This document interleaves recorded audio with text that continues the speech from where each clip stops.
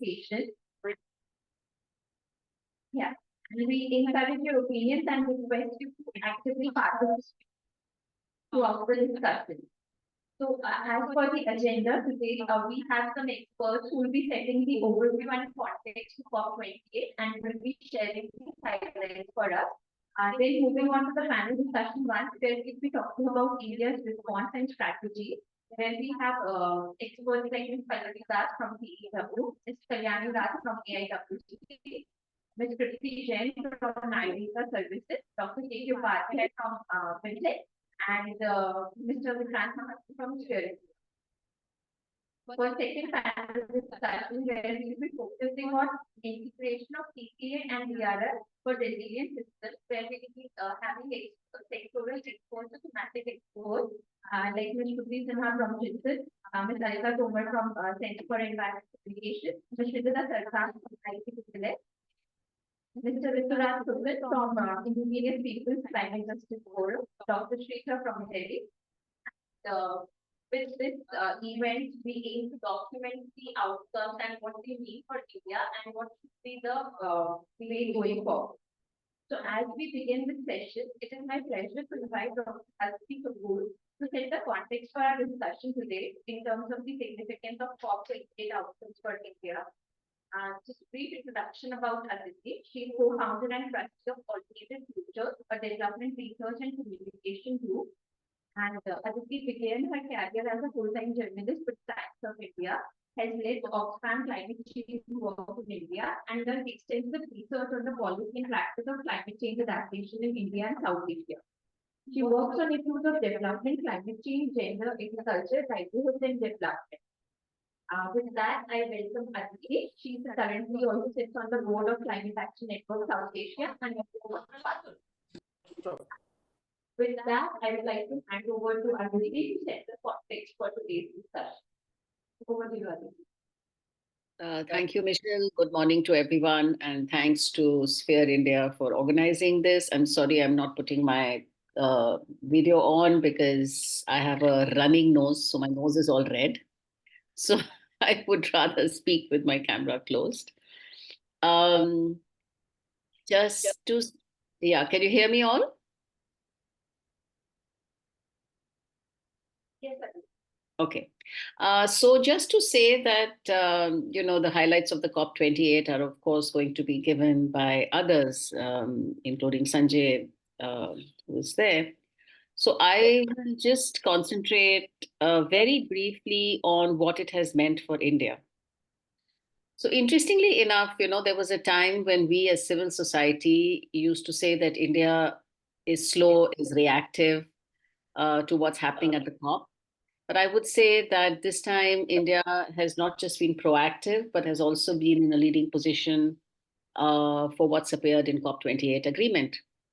A lot of it actually was agreed upon by the G20 Delhi Declaration. The G20, as you know, represents 85% of the world's economies, economic power. And if you remember, this was a meeting where the Middle East was invited, where there was a special event that was held in UAE discussing COP28 by the G20.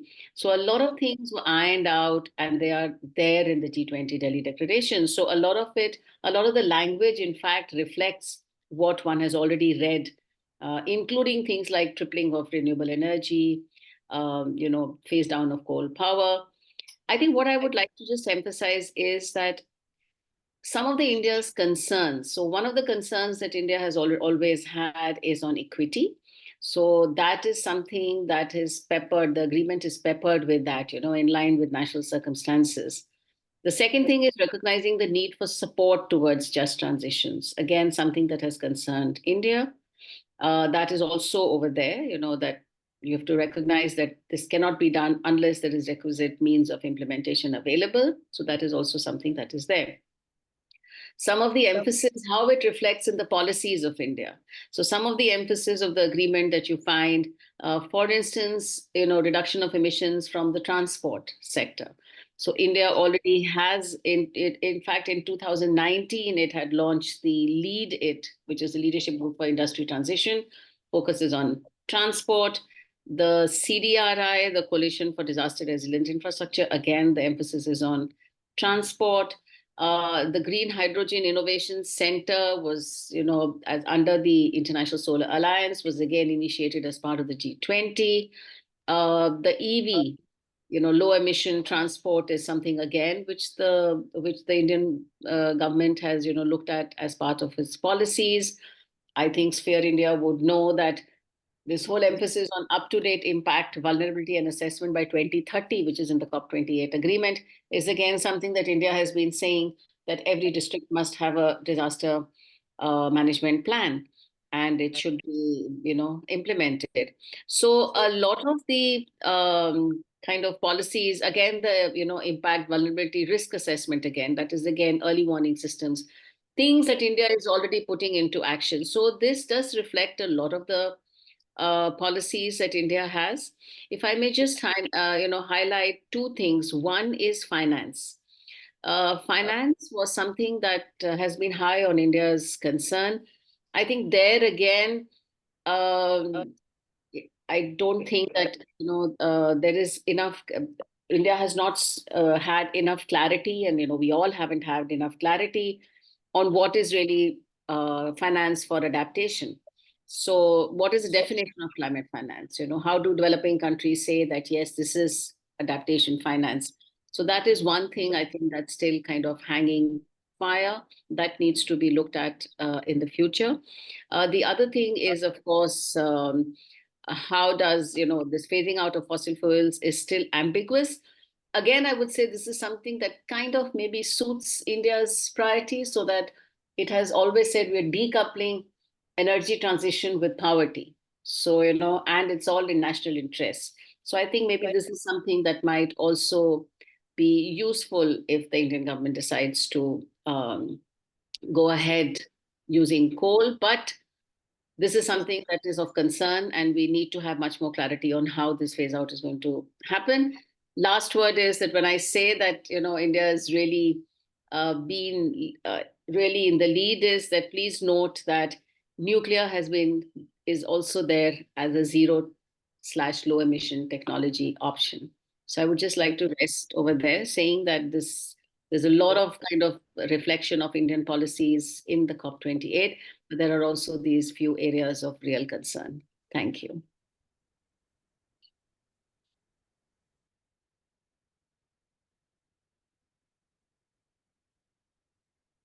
Thank you for highlighting how India will already on track to make the policies, and also highlighting the priorities going forward. One, to look at finance and phasing out for consider nuclear as going forward, and the subsequent document we can we can continue for the sharing that we.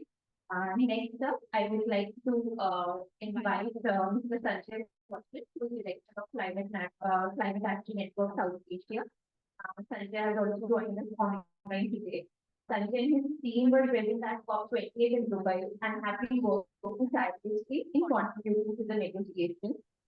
As you know, Sanjay is a prominent figure in the fight against climate change in South Asia, and as the leader of Cansa South Asia, he has significantly increased the network membership base to over 200 NGOs across the region.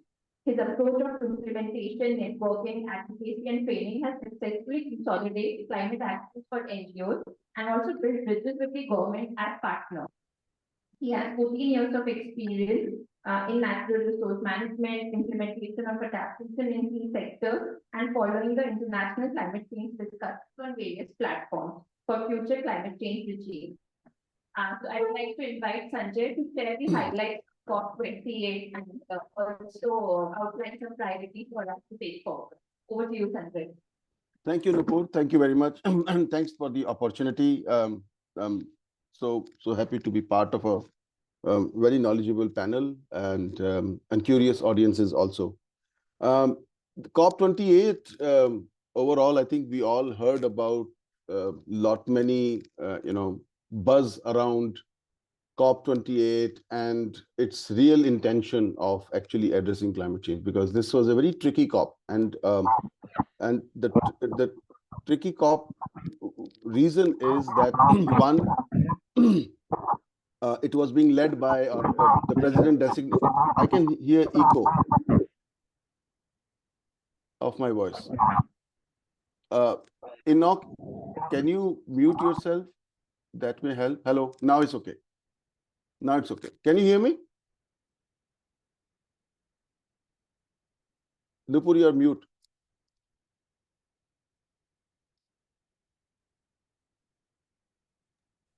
We can hear you. Okay, no, I'm just checking with those who are in the room. Thanks, Pallavi.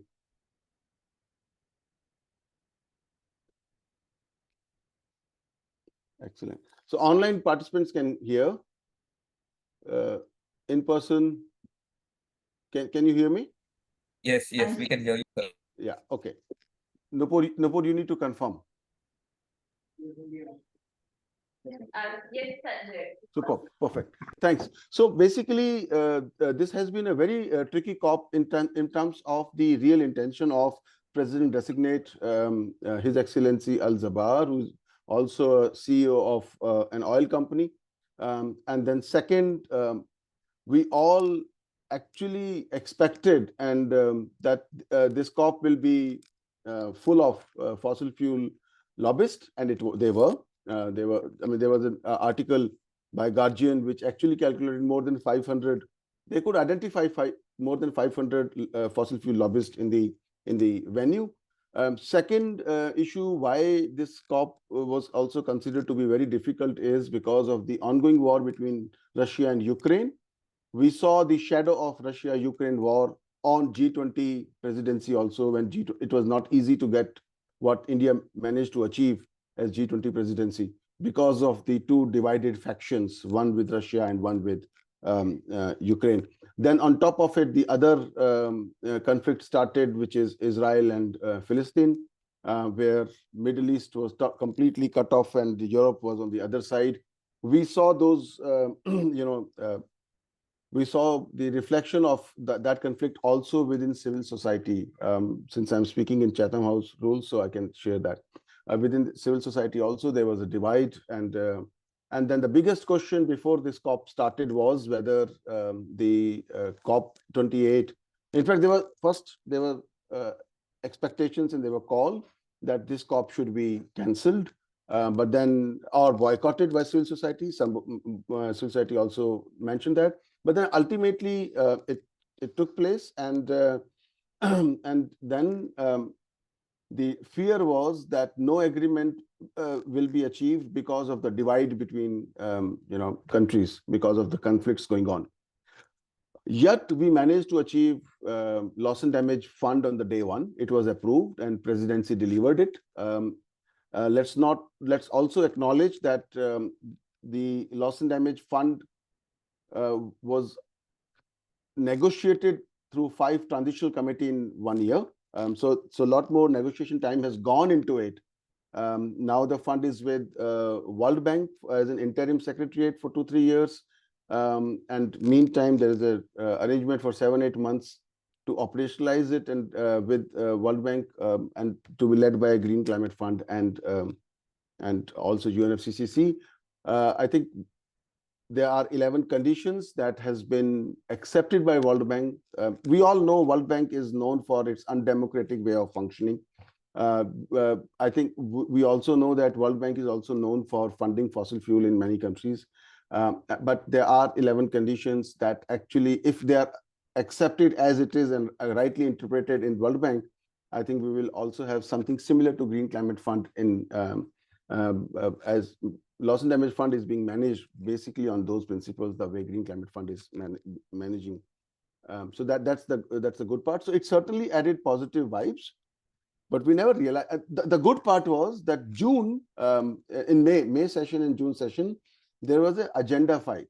What need to be there in the agenda, what need not to be in the agenda. And on last 2-3 days, the negotiation took place. So there was a fear that this COP may also start with agenda fight, which it didn't. So that was good.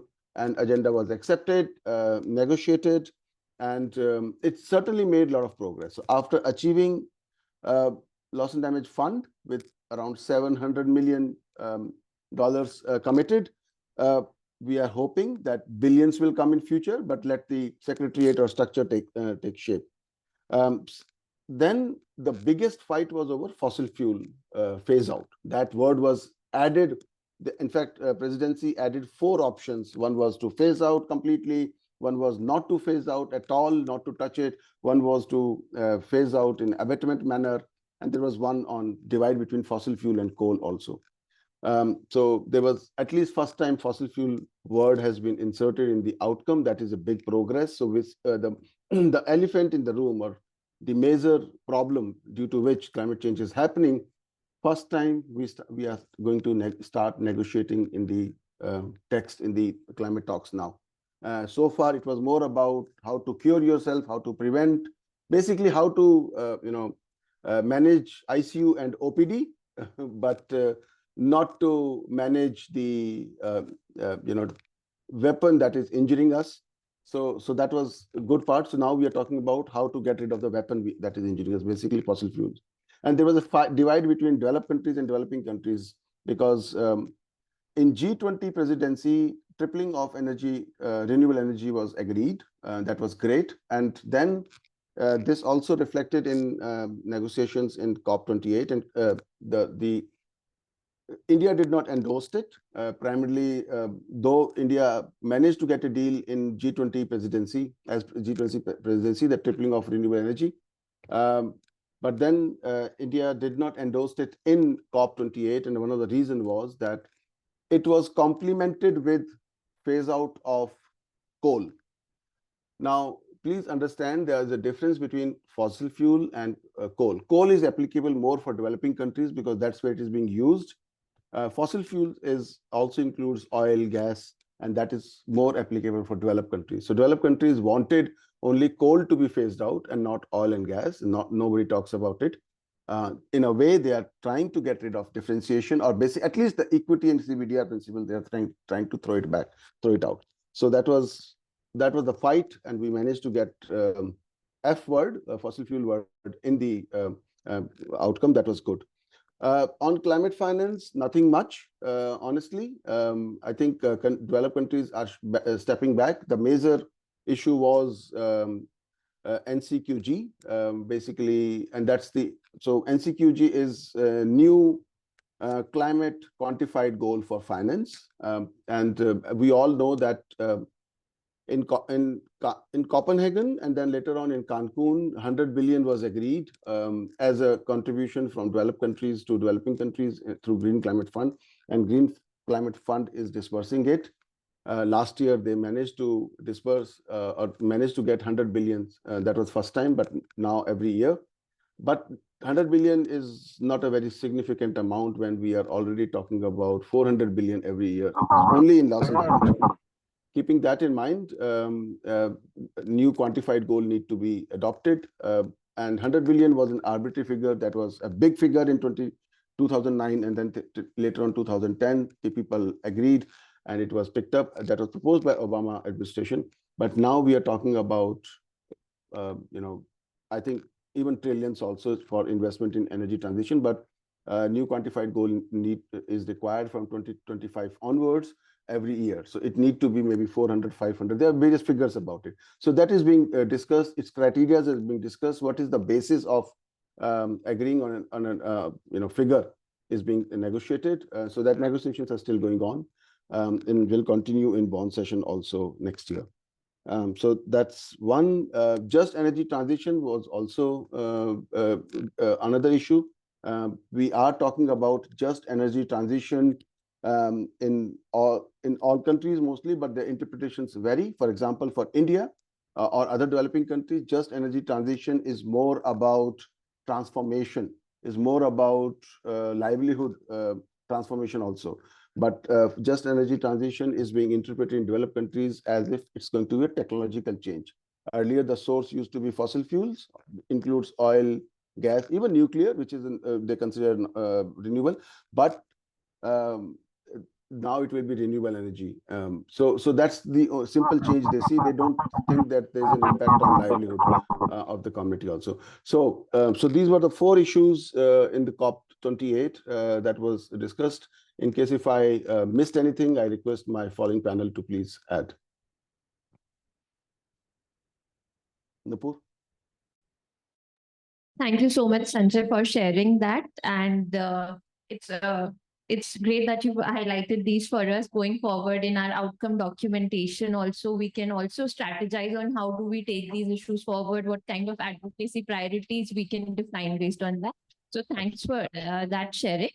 So before we proceed to the next speaker, I would like to invite the participants to share any questions or any comments they have on the sharing so far, or any specific questions they have for Aditi or Sanjay.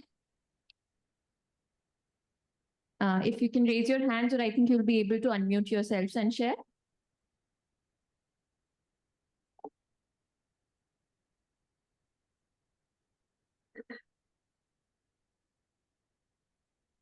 In the meantime, you can also share your I think there is a question on chat. Is it true that Dubai company is going to come MP Forest to dig the Tava River? So I think that's a very specific question. I don't have any clue. If Aditi can answer. Can we consider developing countries as the twins of... Sorry, I don't know anything specifically about this. But just to say that UAE and India are very strong trading partners. I think UAE is probably India's second largest or third largest trading partner.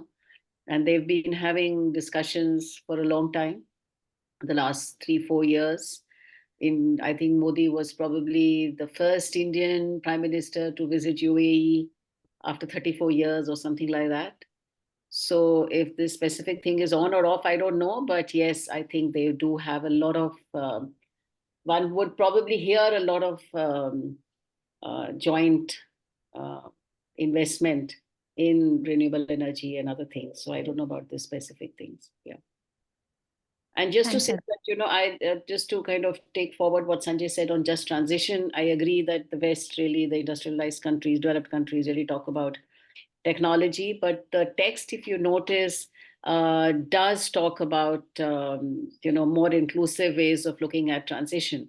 So looking at effective social dialogue, participation of all stakeholders, including local communities, women, youth, children, etc., for the global transition to low emission and climate resilient opportunities. So that's something I think is probably it is the South which has included. Aditi, I just want to mention here, I think since it's part of a working program, there is a Just Energy Transition work program now, where all options has been put, but how it needs to be taken forward and how the investments need to be channelized or funds need to be earmarked will be based on the final decision that come out after the work program concludes. So till that time, I think we'll find everything. So we need to keep a watch on whether it goes developed countries way or developing countries where we want a comprehensive approach rather than a technological surgical approach. Yes, and it also depends on when the NDCs will come out in 2025. Yeah. Thanks, Aditi. Thanks, Sanjay. And in the meantime, I'd request participants to share any comments or feedbacks they have or in the chat, and we can take them up with the next speakers, and if Sanjay and Aditi are still with us. Thank you, everyone. So we'll move to the first panel discussion of the day, where we're talking about strategies for India or India's response and strategies. Again, I would like to thank Sanjay and Aditi for setting the context for today's key highlights from COP. Now, as we move to the first panel, I would like to invite Mr. Vikrant Mahajan, CEO of Sphere India, to share his comments on India's strategy and response. So Vikrant comes with 27 years of versatile professional experience, having worked across sectors with the government, UN, NGOs, corporates. He's a passionate humanitarian and has been on the front line of most disasters in India and the region over the last 2 decades. So with that, I invite Vikrant to share his insights on what this COP means for India.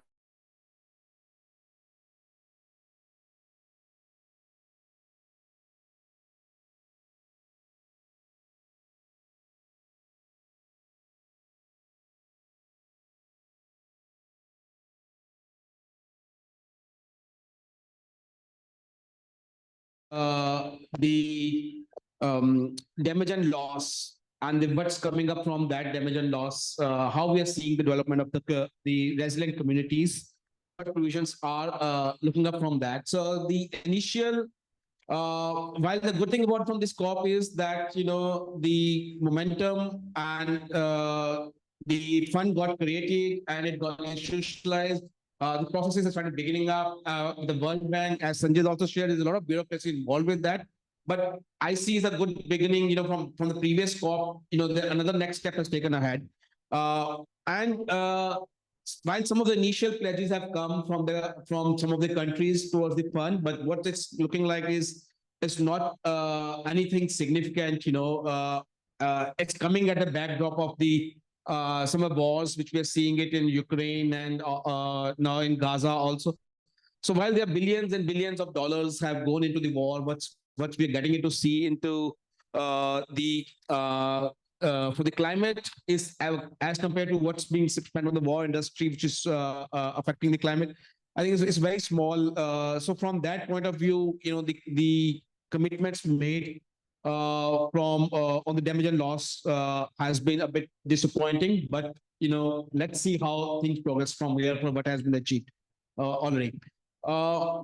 Coming from India also, I think now the government of India, Prime Minister being there, they've also expressed their interest and commitment towards the new fund being created. And creating a fund is one part of it, but now it is more about how the processes which we see ahead, which are going about assessing the damage and losses, and how those whatever damage and losses we're seeing it, and how those damage and losses are being the mechanism being created, to reach out to communities, to the stakeholders from very, very local moving upward. How that happens is the processes has to be streamlined. So that's where I see India probably can play a significant role, is already doing it. The institutional mechanisms also, like, the CDRI, being secretariat, being hosted by India and being led. And a lot of our practice which is available in India from the civil society champions, also with the government, already working on these things. I think that's something is what's there on to offer. But want to remain also see that within India, it's also remain one of the most vulnerable and most affected countries, from the disaster point of view, and also the climate. So how the resilience is going to get built, around and what provisions could be there for within India for this. And I think then India taking lead, maybe not only India, but also the region, South Asia, if you look at the most populous part of the world, and some of the most climate vulnerable hotspots are there. So how we bring a focus onto these and bring more regional collaboration, which can address, the damage and loss and the losses related to disasters and disaster response mechanism, which could be strengthened. And that's something is definitely a point to look at. Beyond that, I think there is also a significant stake which we have to see it from the small island states point of view, which are in fact the most vulnerable, the Pacific Islands and the other island states, which are facing maybe the biggest threat from the climate point of view, and already considerable, the land erosion, the land has already been lost, and the other losses will be there. How do we account for these past losses and bring in a mechanism to address resilience? I think that's going to be an area ahead to look at that. From the global stock take, this time now, I think the going ahead is how the minimum denominator is going to be get decided for the next 5-year planning of the COP. I think it's going to happen the next one. But there is a case again in India. We see that we look at these development of the denominators not only at the national level, but how we make an effort to get them developed at a local city level or the community level and the district level. I think that's something is again another piece of area where perhaps we all collaboratively can work as a collaboration of civil society organization along with other government and non-government stakeholders.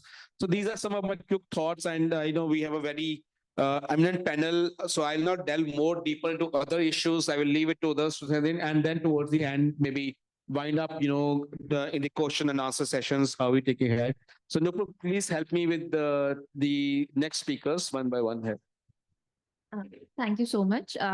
So with that, while you did elaborate a bit on loss and damage and what it means for India and how India can strategize in terms of developing the mechanisms for the same, our next speaker will be talking about COP from finance and investment perspective, where she'll be talking about climate risk management. So we have Ms. Pallavi Das, Program Lead for Low Carbon Energy Team at Center for Energy, Environment and Water. Pallavi, you've been following the COP28 developments and recently also wrote about its outcomes and implications for India and rest of the global south. So we would like to hear from you more about what implications of COP28 outcomes from the perspective of climate risk management, especially in terms of finance. With that, I hand it over to you, Pallavi.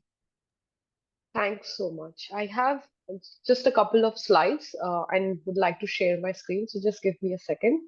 In the meantime, could you please confirm, Nupur, if you can hear me? Yes, Pallavi, you're audible. Great.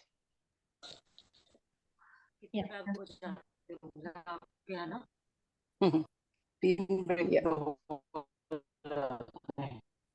Can you see the screen, Nupur, if you could confirm? Yes, Pallavi. Perfect. First of all, thanks so much for sharing this invitation, and I'm very happy to join such great panelists today on sharing some of my inputs on the COP28, and especially from the lens of finance investment for climate risk management. I am Pallavi. I work with the low carbon economy team at CEW, the Council on Energy, Environment and Water. We are Asia's leading not-for-profit research think tank. We work across many kind of areas of sustainability that look at various transformations that are underway, with be it the low carbon economy, energy transition, power markets that impact better quality of life through clean air, sustainable water and others, and especially look at some of the great enablers, for example, sustainable finance, technology, circular economy and others. But now let's move on to today's issue. First of all, I'm super excited to talk to you about more on the adaptation side and finance side, because this COP, while fossil fuel took the center stage, there has been some progress on the adaptation and the global goal on adaptation. That is something that the developed countries have been pushing forward to, have some kind of consensus on. And the GGA text, the global goal on adaptation text, is now agreed, and I will share some of my insights on that, as well as on how India needs to look at adaptation in particular. So with that, I want to start off by kind of showing you how vulnerable India actually is. 75% of Indian districts are prone to climate extreme events, which is super high. I mean, that's like 3 in 4 climate districts is prone to extreme events. We have more than 80% of India's population living in these vulnerable districts, which just makes it, that's almost like a billion plus people living in highly vulnerable districts. And if you look at this map very carefully, you'll see that the eastern coast as well as the western coasts are prone to not just one type of disaster, but floods, droughts, as well as cyclones. So this makes it extremely important for India to keep focusing on adaptation. While mitigation is always the center stage at COP and many other discussions, I think it is high time now that adaptation and building resilience just comes to the forefront, because we are already facing many of the impacts of climate change, and some of these that I just mentioned earlier. Having said that, how do we expect India to have adaptation in place, right? So the first thing that India luckily already has is the National Action Plan on Climate Change, which is the NAPCC. Following that, we have multiple missions that were kind of launched to talk about some of the key areas and priorities. Some of them include energy efficiency, solar mission. Many other of these missions were part of launched during the National Action Plan on Climate Change.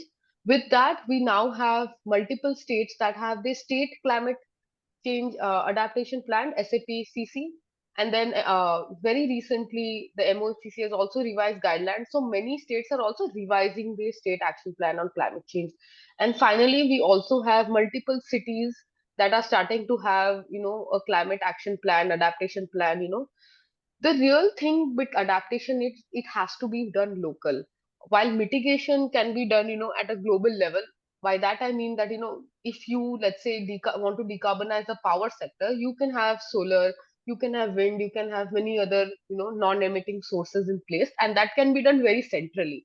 So for example, if you want to reduce India's emissions centrally, you can have multiple solar and wind plants which will reduce, let's say, India's power sector emissions. Whereas for the adaptation bit, it is very, very local. So it's important that every district, every major city starts having its climate action plan. And we are slowly seeing that happen for India, which is great, but this speed needs to be accelerated because the risks that we are facing are just simply increasing year on year. With that, I just want to also talk about some of the key kind of areas of adaptation that can really save India and, of course, many of the other global south countries that are facing these climate impacts.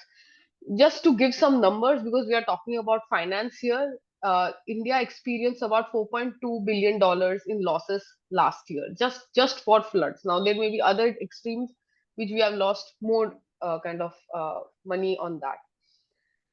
The annual adaptation investment required should be around 1.3% of India's GDP. That is what is required. But of course, in the last 2 decades, India could have saved much more if we had invested in, adaptation. So we can see there is a clear economic case for investing in adaptation. And some of the key kind of adaptation areas which are well accepted is the nature-based solution bit, which is about, greening some of the land, degraded land, etc.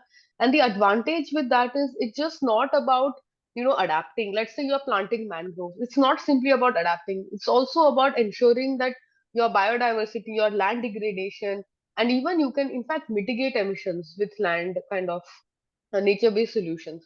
So I mean, there's a lot of kind of co-benefits that rise with some of these adaptation measures, and I'll talk about that slightly later. Then, of course, we have the early warning system. So India has done really well in terms of cyclone early warning systems, as we see that any cyclone, especially, this is kind of the cyclone time for the eastern coast, November, December, and we have done pretty well in terms of kind of projecting, forecasting how the cyclone are going to come, and that kind of ensured that our investment in, let's say, early warning system is actually giving us way more returns and reducing a lot of the damages that we would have otherwise seen if we didn't have early warning. So that's a clear case for investment in adaptation. The other kind of investment opportunity or thing that we need to do is climate proof our infrastructure. So most of India is yet to be built, right? We are a growing economy with a very high GDP. We are just starting to enjoy, let's say, better quality of life. And with that, we'll have multiple kind of investments in infrastructure projects, be it, let's say, roads, be it bridges, be it, train infrastructure, hospitals, schools, etc. So if we do not kind of climate proof our infrastructure, we will be ensuring that these new things that are going to be built will be lost within no time because of the extreme impacts that we are expected to see. So it's very important for India to kind of invest in at least these three, if not more, of some of the adaptation measures that already exist. With that, I just want to talk about some of these abysmal gap that exists in adaptation finance. And this is not just for India, but more from the overall developing country perspective of how much finance uh, gap there is. So we need about $387 billion a year up to 2030 to meet our adaptation finance needs. But how much have we got? We have less than $21 billion. That's around 18 times less than what we need. And even though the text says about doubling adaptation finance, it's nowhere near closing the gap. Even if you double from 21, you'll come to 42, right? And that's literally nowhere the 387 billion that we need. So the text really has to be way more, the text that we have at COP really needs to be way more ambitious to ensure that this gap starts closing and thus doesn't increase the way it's going now. Unfortunately, last year, the finance for climate change adaptation in fact reduced by 15%, which is a very alarming sign. We need more money. There isn't enough money. And on that, we have the finance for adaptation flow that has reduced. So that definitely is something we need to kind of make sure there are better ways of kind of meeting that adaptation finance. For India, of course, we have some estimates on how much money will be required on adaptation finance and how much that would require in the next 7 years would be needed. Yeah, I mean, I spoke about how much we need, but why is it not happening, right? What are the main challenges as to why money is simply not flowing in the adaptation side of things? So the first thing is that there is no specific goal or for adaptation. It's a very general goal, and it's just this time that we have some things on water, health. Those things have, but there is no kind of a like a larger goal that exists on adaptation. That these are the indicators, etc. So there needs to be a lot of work on that front, and once that is done, then you can really track flows, and that increases the chances of flows. There is of course a lot of uncertainty around future risk. Some of these climate risks are cascading, right? What you may project now, but with, let's say, even a more 1.1 more degree temperature rise can simply be catastrophic. So these are non-linear changes, and because of that, the finance for adaptation is always very difficult to estimate and judge what those future risks for which you are building resilience would be. So there is also, as I said, a lot of variability of kind of depending on which sector is covered, what type of risk levels are covered. There's also, some of the adaptation that can be done for, tolerable and intolerable limits. If you want to build adaptation for a tolerable limit, that a little bit is fine in terms of, the damages that you may face, or you want to build like an absolute kind of adaptation, that of course will change the cost structure. If you want to also include, let's say, gender inequity in your adaptation plans, etc., that will increase finance. If you want to have social inclusion, that will increase. So, I mean, there are a lot of uncertainty around the funding that is required, because it depends on how you account for, and as most of us know, there is no definition on climate finance really, and especially adaptation finance. So it's very, very difficult to kind of have finance flow in that direction.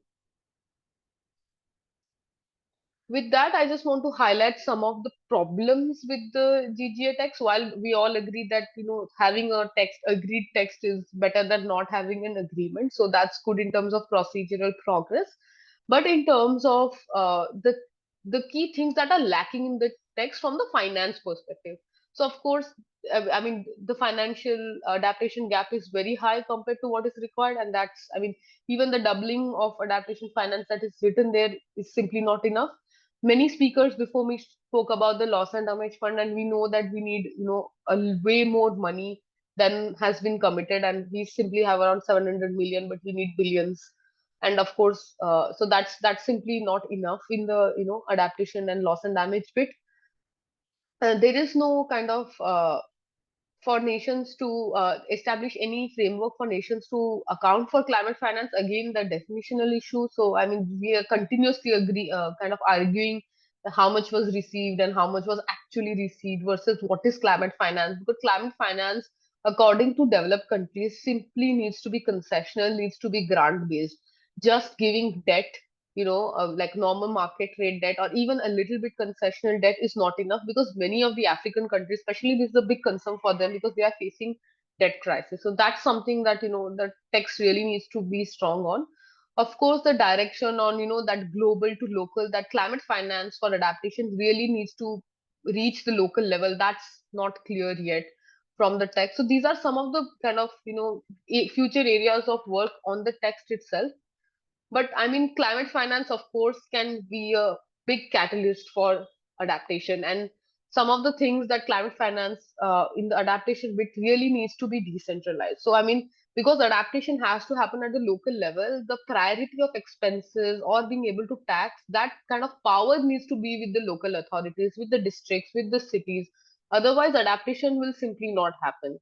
Of course, we need a lot more public-private partnerships. While on the mitigation side, there is a clear case for why, there's a case for why you need solar. Somebody can install a solar plant and sell solar and get money out of it, right? So there's a very nice ROI that, you can probably calculate, and, it makes sense for an investment. On the adaptation side, unfortunately, it's a little bit more difficult, because you are actually reducing climate impacts, but it's not like on a firm, right? It's on the economy wide. So it's more difficult. I mean, it's not directly a business case for that, but there are a lot of large companies that are kind of investing in at climate change adaptation because their supply chains are being hit.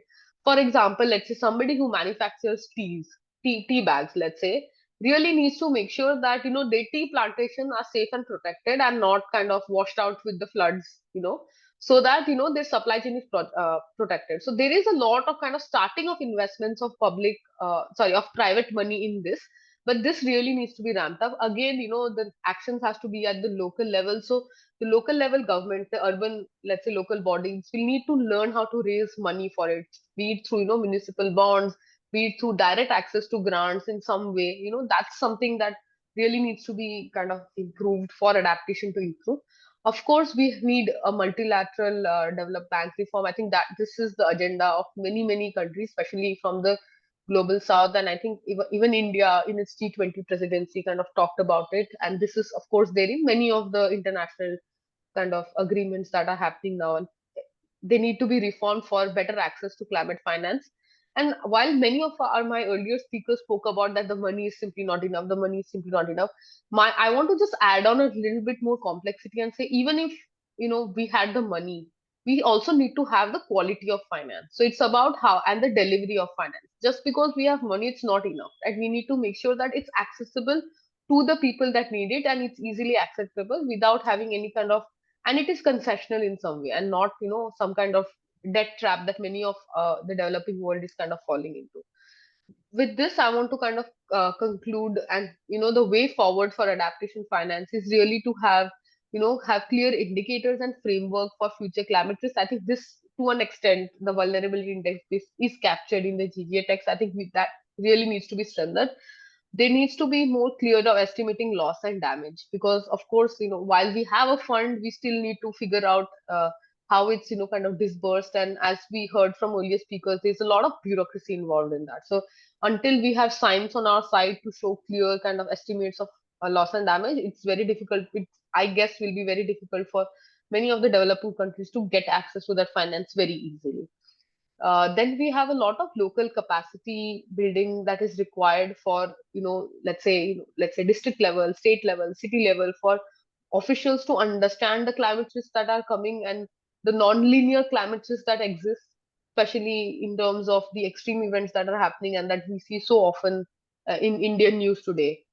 And last but not least, we need to ensure that finance is available to the local level. Again, I'm emphasizing on the fact that it should be grants and very kind of concessional loans, so that local level uh, officials are able to build that adaptation or build that resilience and take that measure.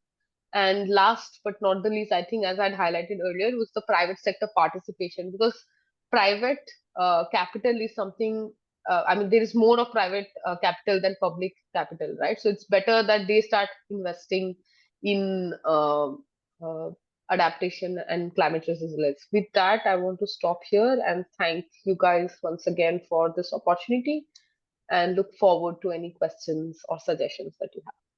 Thank you. Thanks, Pallavi, for your presentation and sharing, and also especially sharing the case for investing in adaptation while highlighting the adaptive finance gaps. So what we've also seen that while in some places there are provisions, but there is a lack of know-how on how to use those that funding. So that's something that needs to be addressed, and it's also mentioned in your way forward. So thanks for that sharing. And next, in view of time, I would like to invite our next. So we have Ms. Kalyani Raj, who's president of All India Women Council. And Kalyani has extensive experience working on gender and climate change, and has advocated for disaster preparedness, adaptation and mitigation, as well as alternate energy, which she's worked on over for a decade with All India Women's Conference. And for the past 4 years, she's participated in the UNFCCC processes, including attending the COPs, where she worked closely with women and gender constituency. So Kalyani ji, based on your experience, please share with the group what are the strategies to incorporate inclusive climate action for long-term resilience from the gender perspective. Over to you, Kalyani ji.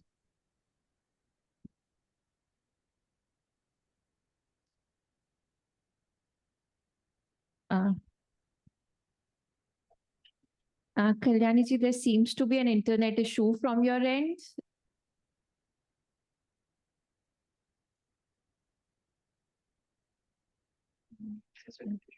Ma'am, you could probably switch off your video, then maybe we can see if we are able to hear you.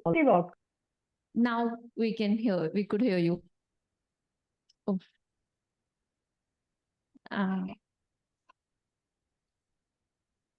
Kalyani ji, are you there? Yes.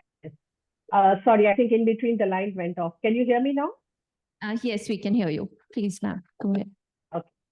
Yeah. So having said that, as I said, that there have been several positive outcomes, as Sanjay also mentioned. This COP28 particularly was supposed to be the most inclusive ever COP by working in collaboration with women, indigenous people, local communities, youth and communities from small island and developing states and least developed countries. And the fact is, in many ways, it was. Compared to earlier COPs, more number of local community and importantly, youth participated. In fact, I met some young boys and girls from India who were, I believe, part of UNICEF team. And they were all doing excellent work in India at their young age on climate resilience. And the good thing was that they were given opportunity to showcase their work. And there were other number of positive announcements and alliances, which my previous speakers have spoken about already. And some more are like the COP28 presidency, along with other parties, announced a 3-year support package to assist countries in unlocking financial support for farmers, small agricultural business, food producer, and local communities. Ministers, I believe, first time from more than 25 countries convened the first ever COP ministerial dialogue on building water resilient food systems. The first youth stocktake during the flagship Youth, Children and Skills and Education Day was held. And I think over 60 countries signed the Gender Responsive Just Transition and Climate Action Partnership, the package of actions on data, finance and equal opportunities is up for implementation, I think, before COP31. And the most crucial agenda of COP28 was GST, and CBDR was stressed by many developing countries, including India. So yes, theoretically, the COP was inclusive, successful, but going forward was an inclusive climate action with resilience planning strategized, agreed, or decided? I would say debatable. As Vikrant and Sanjay, they have already spoken, that there have been still some gray areas in many patterns, even Pallavi spoke. So to begin with, I will just focus on gender aspect because that's where we have been working closely with the Women and Gender Constituency. So let's look at GST. Yes, GST final doc does acknowledge the importance of gender responsive approaches for climate action as a way going forward, but references to protect, respect, and promote human rights are largely missing from the decision. Also, the mandates and commitments under the GST, they do not speak about cross-cutting obligations. Because let's say, for example, it does not call on parties to strengthen the collection and use of gender disaggregated data in their next round of NDCs. And we have seen over the years how this gap has been highlighted for getting authenticated results. And I remember even India, when they submitted, they did submission on gender balance, they had also included this gap. So, but there's not been much progress on that. Finance, Pallavi has really given a very detailed description. And I would say it was quite disappointing that we have not made any major strides in pushing for finance for human rights-based, gender transformative, or locally led climate actions with simplified and direct access, because that is most important. I think we are all aware that to achieve meaningful progress, we need more than just lip service for gender equality. And it's about time that leaders acknowledge that women are not just stakeholders in the fight against climate change. They are leaders, innovators, and the drivers of transformative change. Tripti is here, Tripti Jain is here, and she might talk about micro-level women-led solution. One of her solution was awarded by Women and Gender Constituency, so she can talk more about it. So across the world, we have seen how in most post-disaster situations, women are first responders and actors. And this is the most crucial aspect which needs to be mainstreamed in the climate discourse. But sadly, the absence of gender priority was evident in COP28, and that reflects a systematic issue that needs urgent attention. And just transition, Sanjay and Aditi spoke about it, but I feel just transition is another widely discussed topic, but it is weird that the just transition program has become yet another talking shop without proper outcomes. What I feel is it should be viewed as essential to achieving system change, addressing planetary health, resolving the climate crisis and the associated injustice, transforming social institutions, and most important, reconfiguring power in public and private spheres. But what we have seen as outcome is one where rights were removed, ignored, or watered down, or absent altogether. And no participation of women's organization or CSOs mentioned, even when we are speaking about energy transition or domestic energy. Now, talking about resilience, adaptation, it's an established fact that women, children, and elderly and indigenous people suffer the first and the worst impact of climate change. They are in urgent need of, sorry? Hello? Am I audible? Yes. Hello? We can hear you online. Okay.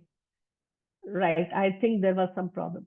Yeah. So where we find that where the women suffer the worst, but they are in urgent need of adaptation, capacity building, and to help them survive and sustain their livelihood.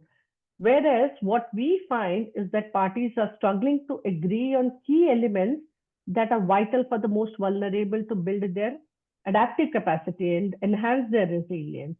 For instance, factors like urgent scaling up of finance, easy to access and long-term supportive finance and techniques are still debated upon. Even in agriculture, where more than 45% of agriculture labor force happens to be women, there has not been much progress regarding land and livestock ownership, equal access to credit, and when women are really food security multipliers and caregivers. So finally, I would say, as always, it's been a step forward and 2 steps backwards for me. Now, the urgency required in climate action for adaptation steps, capacity building for resilience was completely lacking at global level. But I'm optimistic and hope that at national level, at least, we can see some quantifiable progress. India has shown its acknowledgement of the challenges of climate adaptation and building resilience at both national and international level, as Aditi mentioned. And internationally also, India plays an important leadership role in the coalition for disaster resilient infrastructure.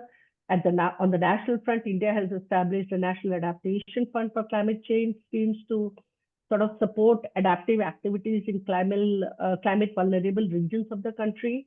I only hope that the implementation is inclusive, gender transformative, and sustainable, and is not limited to announcement of scheme alone. Thank you so much. I will stop here. Thank you so much, Kalyani ma'am, for sharing your insights from gender inclusion perspective. So with this COP, we see that while there has been talk about inclusion, there is still a need for a systematic transformative approach to ensure a human right-based gender transformative climate action. So that's a need or a priority going forward. So thank you, ma'am, for highlighting that. And I request the participants to share any comments or questions they may have on the chat. While we see some questions and some comments there, we'll address them post this first panel discussion. So with that, I would like to invite Ms. Trupti Jain, who's co-founder of Nairita Services. She's worked with non-profits, institutions promoted by state government, and is a founder of a social enterprise. Being honorary director of Nairita Services, she's creating gender-centric climate change mitigating processes for inclusive development for both urban and rural poor women. NSPL is also promoting Bhungru, a World Bank awarded water irrigation technology. Trupti, you were observing COP28 proceedings, and as a person working at the grassroots, what do you think are implications of COP28 outcomes for the global goal on adaptation? Over to you, Trupti.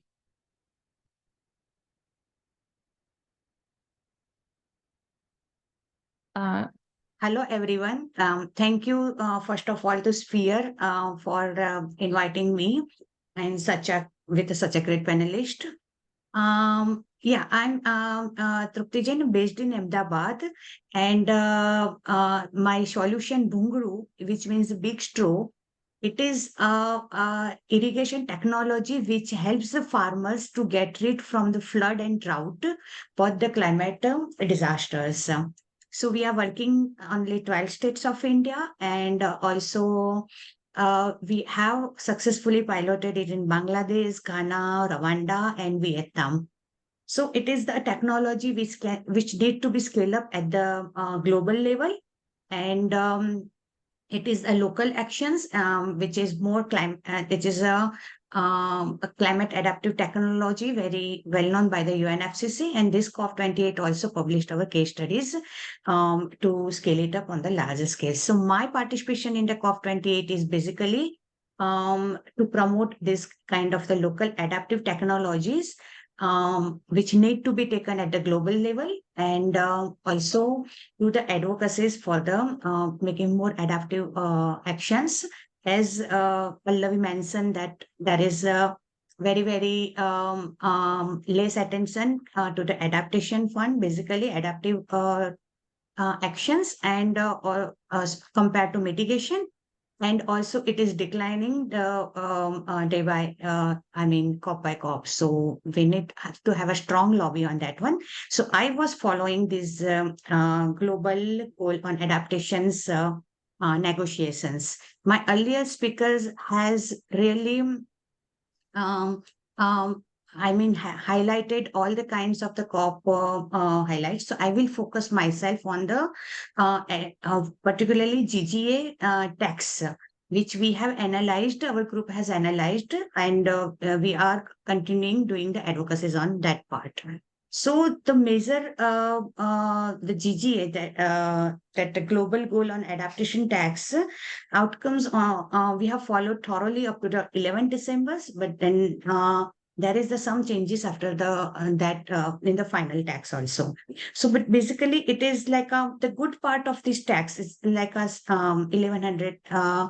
11,000 words tax, and it is a good part is that, as Kalyani has mentioned right now, that is the gender equality, women's empowerment at the top, and gender responsive energy transition still there. So that is good.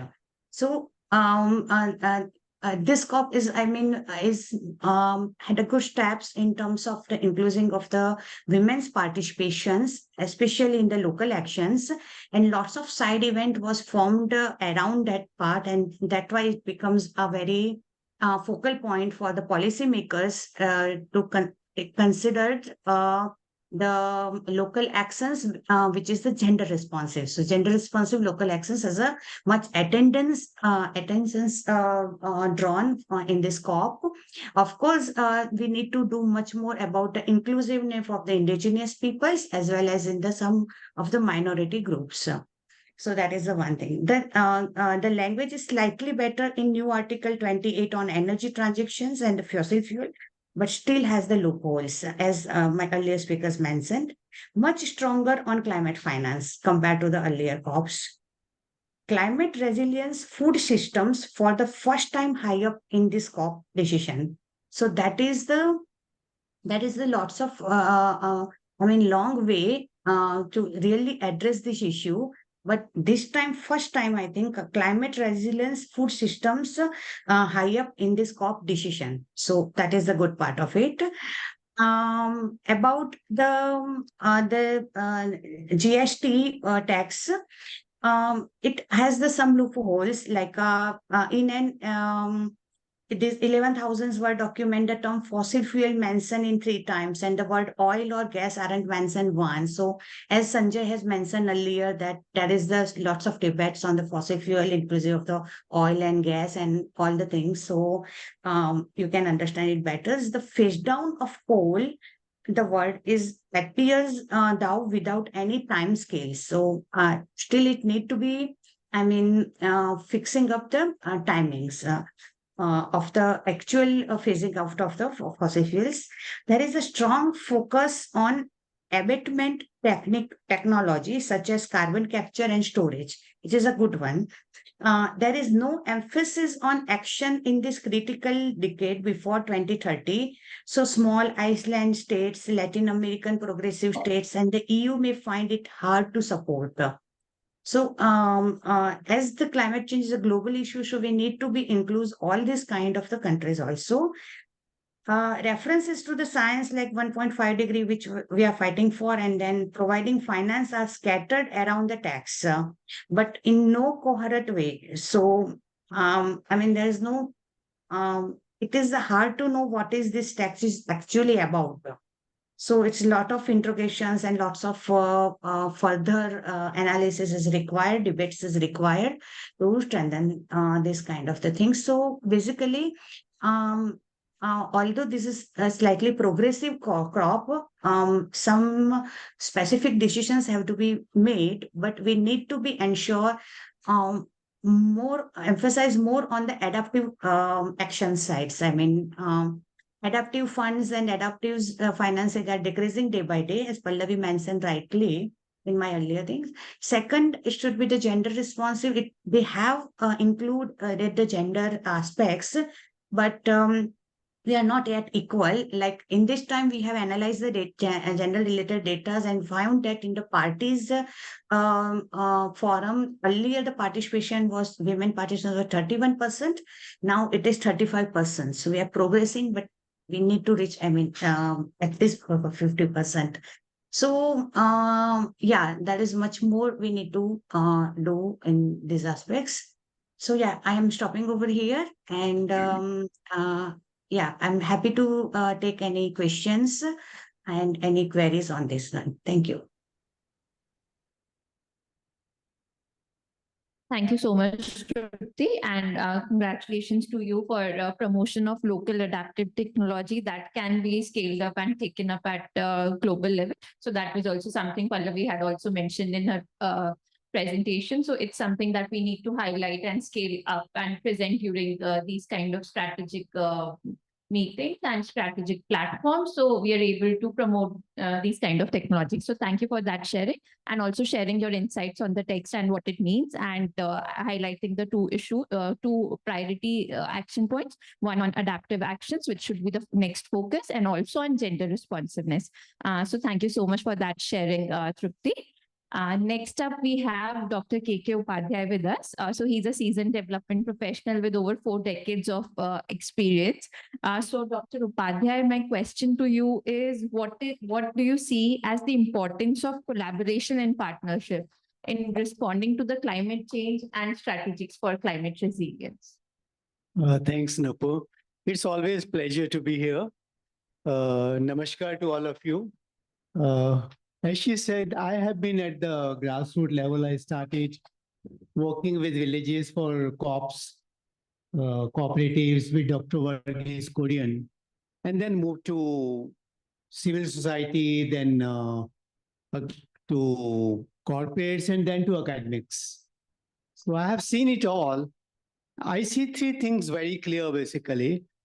First thing is about knowledge. We talk about responsible business now because I come from a private sector background.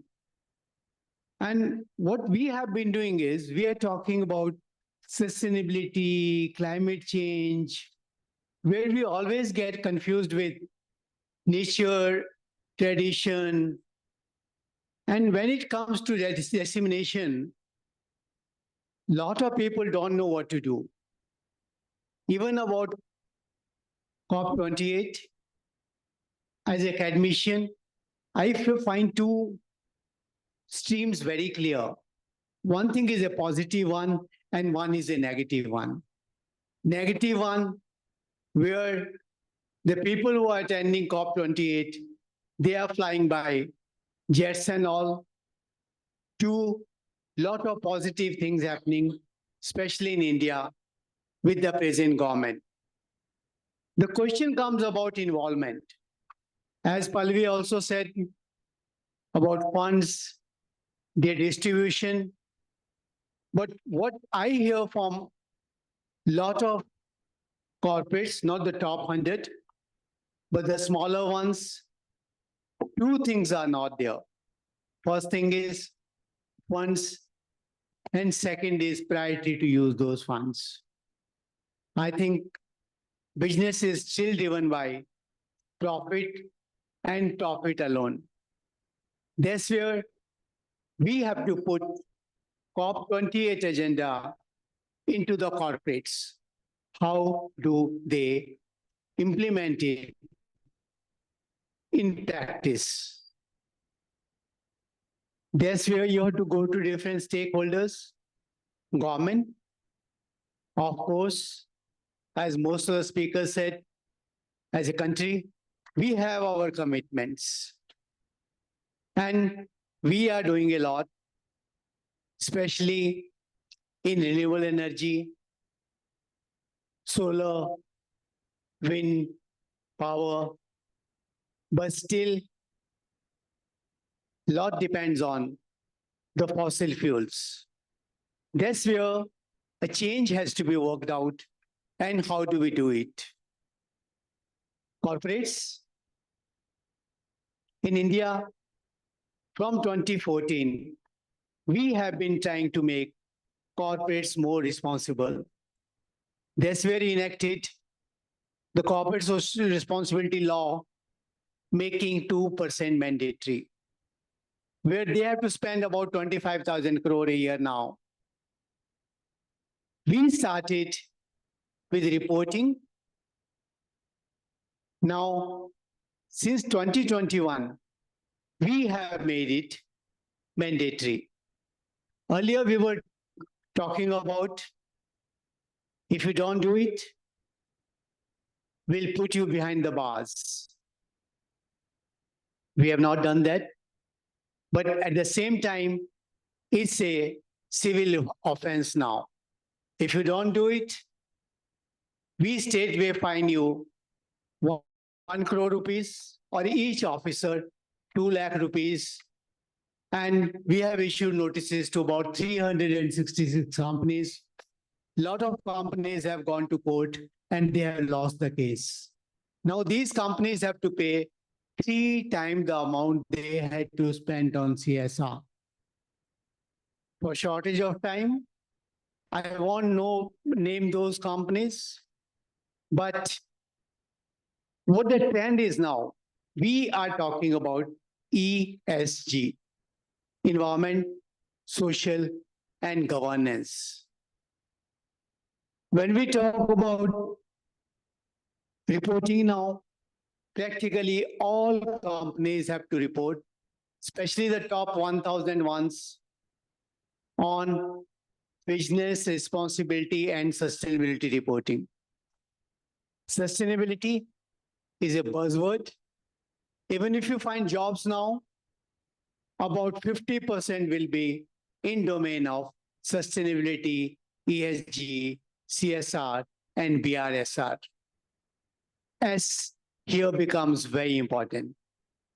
S reflects our work, what we do in civil society. But for civil society, it's very complicated, confused, and a long path. That's where we need help from private sector, which has got lot of money allocated to CSR, ESG, sustainability, and what we call business promotion. That's where all the stakeholders have to come together and work together. That's where COP28 has been very useful in giving a direction. So my compliment to Sphere India, to Vikrantji, Nupur and company, you are taking it further, but we need to work together and do something, especially I come from academics. So we take to do everything very long time because we are more process oriented. To say something today, to implement that, it takes me almost minimum 1 year. That's where we need to work together and we all need cooperation from each other. Back to you, Nupur. Thank you. Thank you so much, Upadhyay sir. So Upadhyay sir, Dr. Upadhyay is chairperson of Center and Sustainability and CSR with the Birla Institute of Management and Technology. And while the previous speakers also talked about getting private stakeholders on board, Dr. Upadhyay was also able to share about potential entry points for engaging with corporate sector in initiatives that promote climate action. So there is a potential entry point and scope for partnering and collaboration with private stakeholder. And we need to really strategize on how we bring them on board and make them a key stakeholder in climate action agenda. So thank you for that sharing, Dr. Upadhyay. If someone can help me pull out the questions, if there are any specific questions in the chat, because yeah.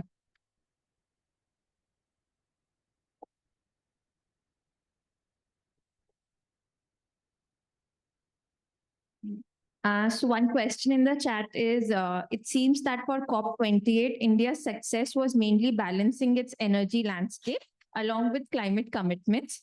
One significant achievement of COP28 this year has been its effective focus on the critical need to safeguard vulnerable countries, especially in the global south, from detrimental impact of extreme weather conditions. Would the panel agree that India was able to come away successfully on this count? If any of the speakers want to address this question, if Sanjay is still there, or Pallavi, Kalyani ji, any of you want to address this question? Sure. Yeah. Can you guys hear me? Yes, please. Yeah. So, I mean, first of all, this is a great question in terms of whether we agree or don't agree on whether, Global South managed to get its priorities at least unharmed at COP. So I would say to a large extent, with the language that is there around fossils, right? Transitioning away. We kind of safeguarded our interests in terms of our developmental needs and the carbon space that we need for development. So that's great. But I think what is kind of two kind of areas, or in fact, three areas of warning that I would say. One is that while the coal issue, the fossil issue has been the first time we have fossil fuel, which is great. But there's also a sentence right below that that says transition fuels will be required for will be needed for energy security or something in that line. The problem with that is when we say transition, we mean oil and gas. So it just simply means that the developed countries that have more investments, especially in gas, will now be kind of can walk free basically. So I think that's something that we need to kind of be cognizant about. The other thing, if you notice, is till now we were talking about CO2 emissions. This is the first time methane has been called out separately. So I think that's also we as India will need to be careful on that, because most of if now it's now that it's come in the text, I'm sure from now, like, it's going to have more deliberation on that in the future round. So we need to make sure that because India's methane emissions are from livestock and from paddy cultivation, which are kind of subsistence emissions. Like, poor farmers are the ones kind of responsible for that. So we need to make sure that that doesn't come hard to us. Maybe at this COP it's okay, but it should not come hard to us. The other thing I want to say that kind of is a loss for India is this just transition bit that I put on the text box. So while there was a lot of discussion, because CBAM is a unilateral process, right, where they just where the EU decided to have a carbon border adjustment tax and will be taxing all imports based on carbon content. So now the problem is this was ideally the argument was that it should be put in the just transition bit because it's an unjust measure, but now it simply features in the international cooperation bit. So that negative connotation of CBAM is kind of lost. So I think that's something that probably didn't really could have been like stronger. It's not a very strong point for the developing countries. So these are my initial reflections, but I think by and large on the energy side, for the time being, we are okay. It's just that things that have been put now may slowly in future lead to more complication or things that India will need to kind of watch out for. Thanks. Thanks, Pallavi, for sharing those reflections and also the positive outcomes for us. There was another question on the chat about the role of private sector participation that you've already answered in chat, and I think Dr. Upadhyay also addressed it to some context. In view of time, now we would move to our next. Yeah. Okay, I'll hand it to Vikrant. Yeah, I think the time is already over. For me, I think summing up is not what we had discussed it as part of this panel. I think COP, just coming from there, the outcome document is there. We are still trying to figure out, how each and every development is. How are we linking it up with work? What have to happen in India and its linkage with India? So I'd suggest maybe, Nupur and team here, and along with all our partners here as part of Cansa India now, maybe we can put together a document for each of the, picking up a text as well as the other developments from the COP28, how it is linking up and implication for India, and what is the actions ahead for us as a group of stakeholders. And when we look at the stakeholders, we just not the civil society, we look at the stakeholder wise, what's actions for as this group we're recommending for the government, for the civil society, for the private sector, for academia. So I think let's develop this collaborative document as a takeaway from this panel and this whole session. I think we wanted to work onto that. So since maybe there's some more thoughts for me to put as a forward points, but I end it here knowing respecting the time for the next panel is already started. So I hand it back for that. Thank you, sir. And thank you for this insight on how we can develop this document. So as many of you may know that just before COP, we got together with a group of experts and stakeholders and prepared a document which highlighted priorities for India. So maybe building on that and looking at the text that has come out, we will develop a subsequent documentation looking at the outcomes, what they really mean for India, and what could be the potential action points for each of the stakeholders. So thank you for that. And for this document also, we'll be looping in the experts who joined us today and other experts who were participating in COP and other climate experts from the country. With that, I would like to invite my colleague Michelle to facilitate the next session, which is focused on integration of climate change adaptation and DRR with the thematic focus. Over to you, Michelle. Thanks, Nupur, and thanks, Nupur, for moderating this session very effectively. And thank you, Vikrant sir, for your inputs, and all the panelists before us for setting the context for the larger discussions and the outcomes of COP28 that we were able to sum up very effectively, the gaps, the way forward, and all the aspects that we need to continue working on that just doesn't stop at COPs and COP28. And as we move on to the next panel, we will discuss more on integration of climate change adaptation and disaster risk reduction for resilient systems with a sectoral focus. These larger systems and discussions need to be specifically focused at the sector level also to look at outcomes and how we can integrate these COP28 discussions into our own everyday work. So we have a very eminent panel with us, and it's my pleasure to welcome Ms. Shruti Sinha, Ms. Alka Tomar, Ms. Srijita Sarkar, Mr. Rituraj Phukan, and Dr. Shrija Nair for the next panel. First off, we have with us Shruti joining us online, who's the Manager Policy and Outreach for Chintan, which is an environmental research and action group. And she focuses on centering the voices of the most impacted by climate change and environmental pollution. She's a public policy professional with experience towards policy advocacy and outreach, and works in sustainability and environmental justice. Shruti, Chintan has also worked extensively on climate change and its impact on health. And this COP witnessed the first ever health day. And we also saw the health declaration that was backed by 120 countries. So in terms of, okay, so Shruti is traveling. So she has dropped out. She'll join us later.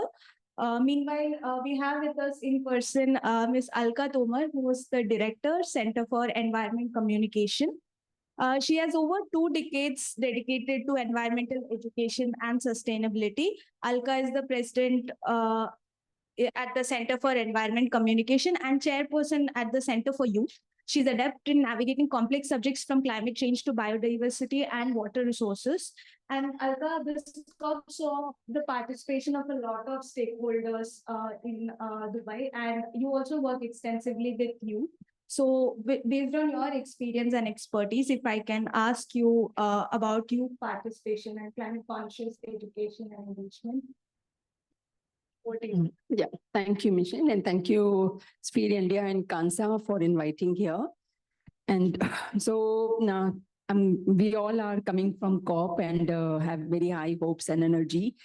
And I think the task ahead is translation this into action and contextualizing the entire outcomes that has been there from COP28 into what is it for us as organization and as well as network, as well as for the country. I think from 3 points that I'm going to talk about. And so in COP, I was there to launch our book on climate change and youth, looking at their communication and responses. And as Michelle mentioned, I am also heading a Center for Youth, which is an organization working with the youth across India, especially in higher education system. So in one of the event in COP where I was participating, and youth climate ambassador, the presidency youth climate ambassador session was there. And so the panelists were obviously youth sitting and talking about what is that. Their global statement was what LCOI and ARCOI and this COI was there, global COI was there, talking about what is that they want, and they want seat at the table and institutionalizing the entire thing. I asked one question from them, from all the panelists, youth panelists, okay, so what is your family income? And so 3 of them were there, and I'm sure they were there in all the high-level panel across COP events, and they had no clue what exactly family income term was. So then I had to explain what exactly is this, how much your family income is. So the question was why I was asking that question, and the context of the question was when they were saying that they were representing 7 lakh youth across the world. And this is what they want. This is what youth want.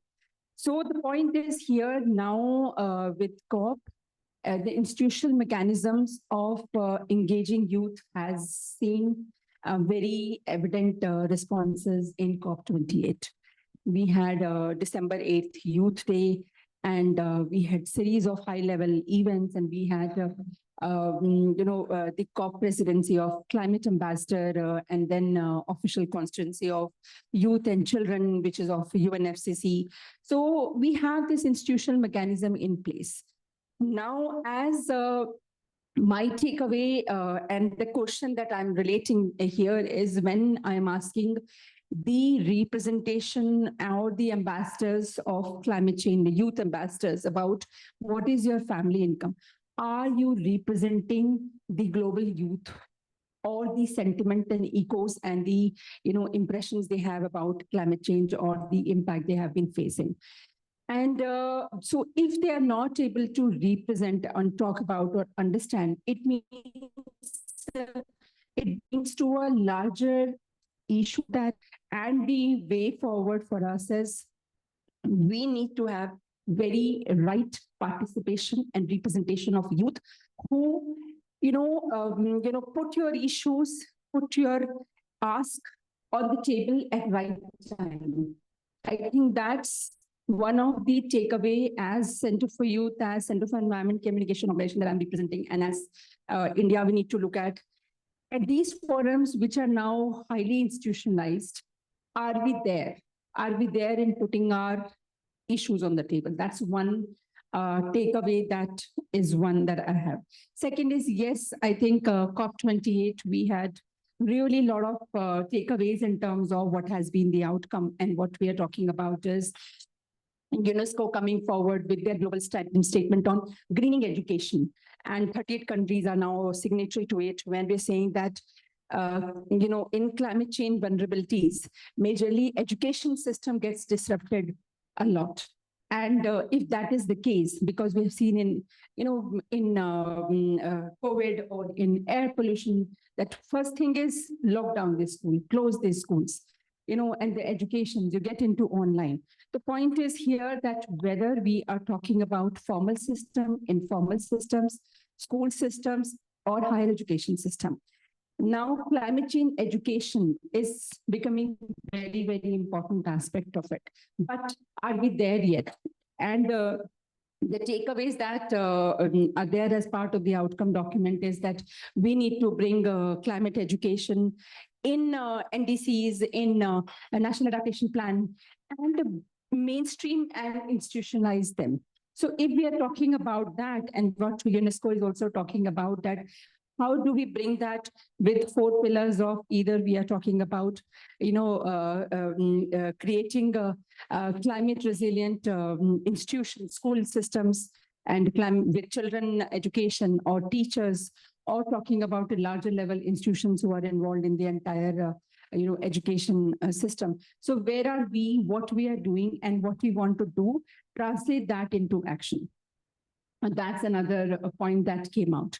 Now, Youth Day on climate change, where 100 youth leaders from all across the country participated. Again, I'm going back to the main point is these 100 youth leaders.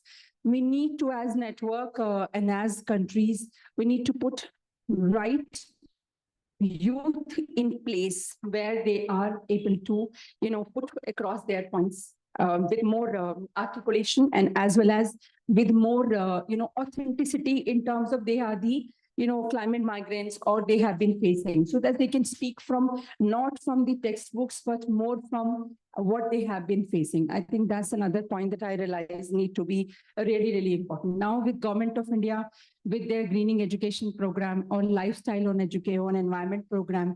So they are also, as Government of India, going all out for engaging youth. Now the thing is, what are we asking? What are the ask we have when we say we need to engage youth? Just we want to give them seat on the table, or we want to create education, curriculum greening, whatever we want to do formally or informally.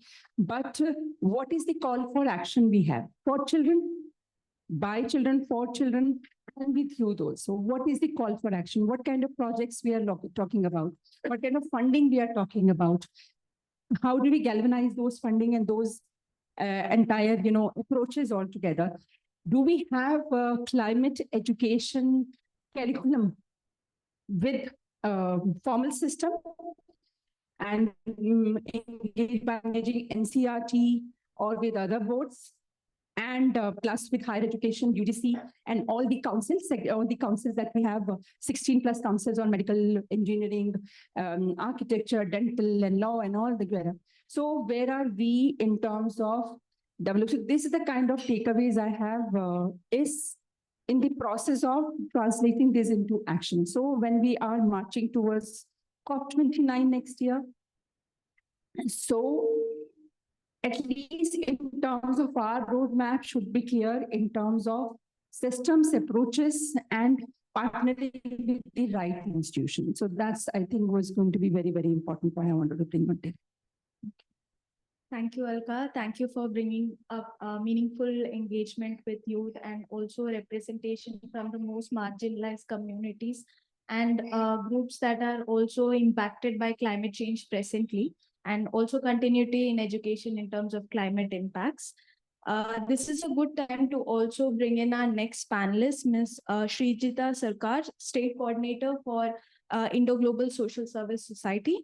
Srijita is currently working in the state of Chhattisgarh, where she's looking at multiple projects encompassing sustainable livelihood, urban poverty, youth empowerment, climate change, and disaster risk reduction and gender equality. She's working directly at the field level with most marginalized communities and is also an integral part of developing organizational strategies and frameworks.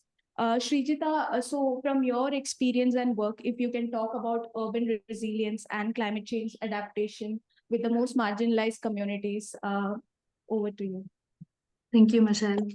And hi, everyone. I hope all of you all are doing fine. It's nice to see so many familiar faces coming back from COP. Also, because I'm in a very remote village in Chhattisgarh presently, so I'll just keep my video off probably during the presentation after that, just to avoid delays. I have a very small actually presentation, which would help me navigate through the 5-7 minutes that I'll be talking. Preliminary, I would like to talk on why was IGSSS at COP, like why did we want to, what was our ideas and what did we do, and of course then how can we put the urban poor at the core or at the heart of decoding COP28 for India. So I'll just present. Michelle, let me know if my screen is visible.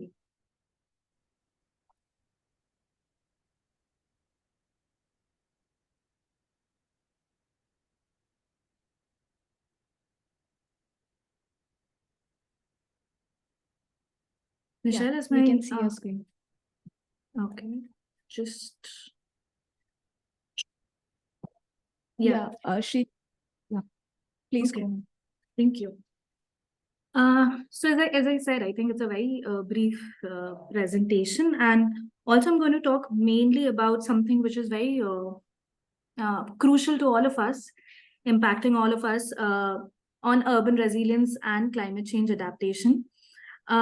So before we go into the discussion, just wanted to, all of you all to just imagine the cities that we live in. So like the streets that we walk or the buildings that we see around, the communities that we are a part of, the communities that we work with. So I do not feel that they are like static elements. They are more like, dynamic systems responding to the changing climate around them on a regular basis. So that's, for me, what is urban resilience all about, how the cities bounce back, adapt, and thrive. So in the coming few slides, we'll be actually going into the details of, what is urban resilience, why is it more critical at this juncture, and why are we discussing this when we are trying to decode COP28 for India.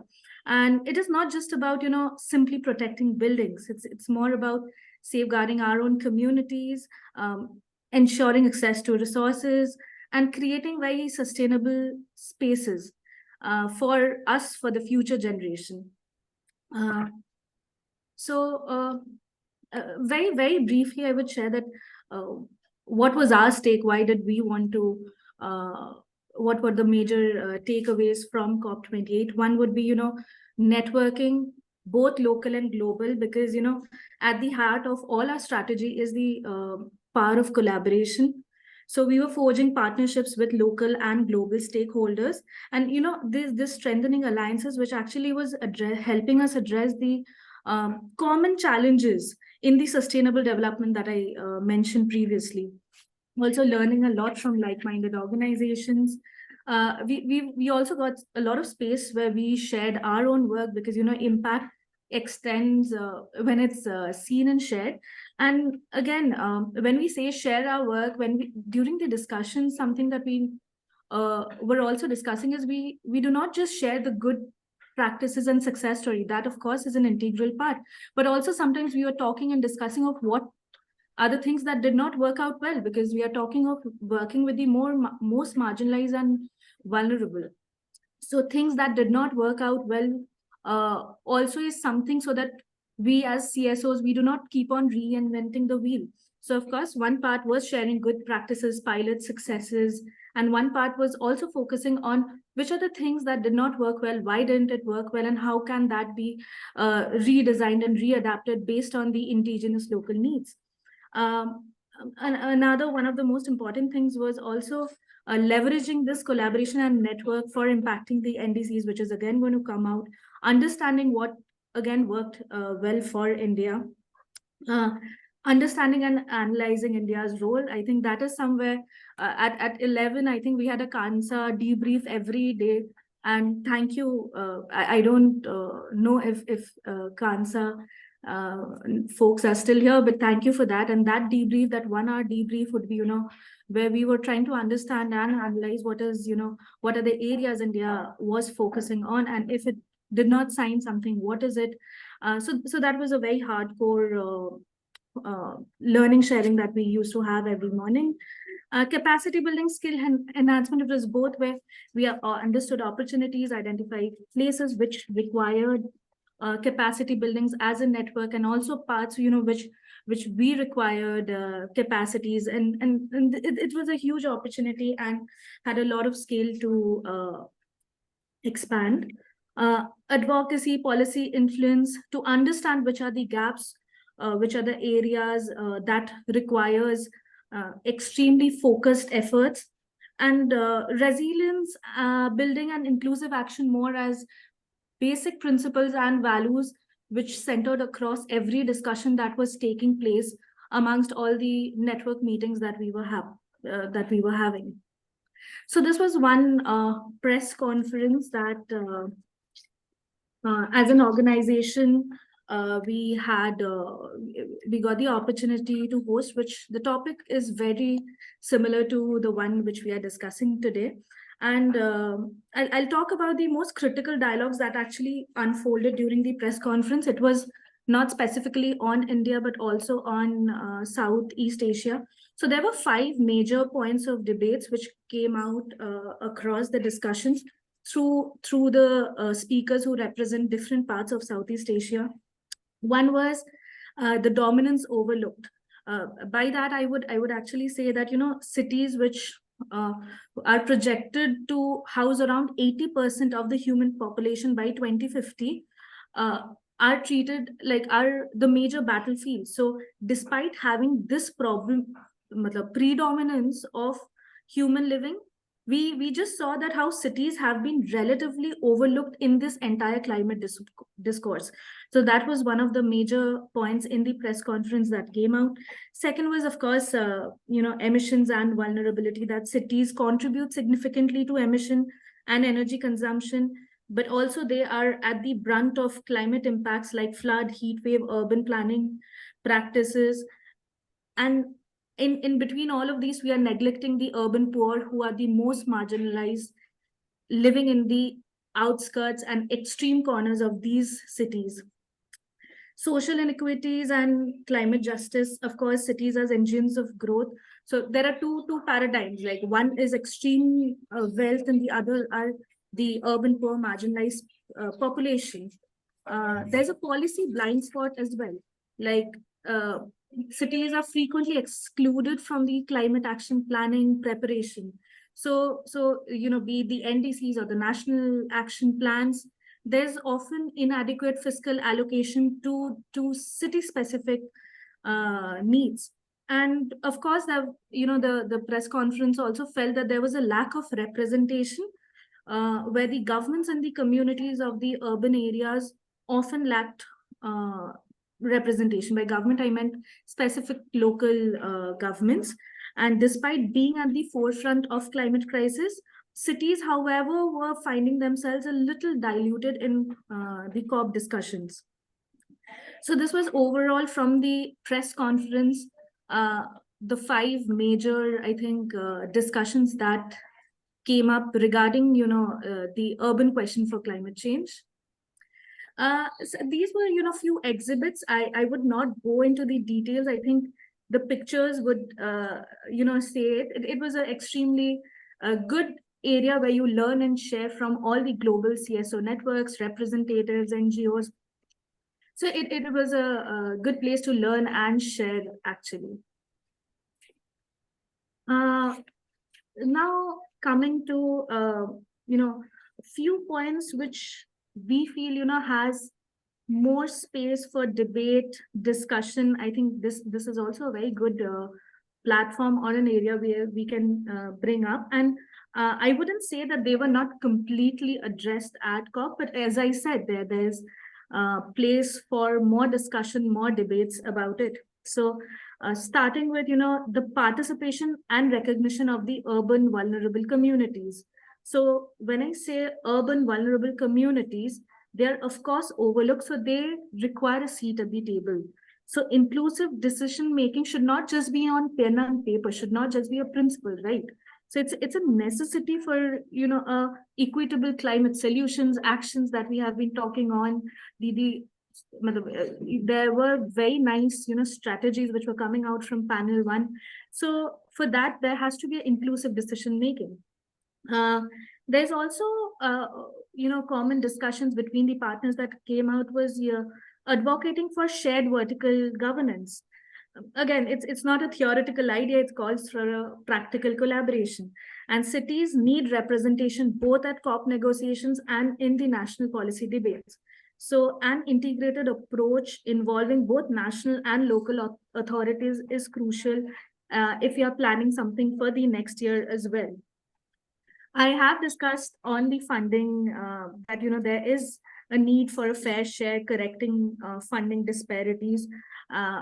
In the morning, I think when we started, we were talking of the loss and damage and how, although, there has been a confirmation to the funds, but the operationalize is not known. But what I'm talking of is the ground. So from there to how it comes to the urban poor is something which is very complicated and has to be deconstructed to understand who face the brunt of it.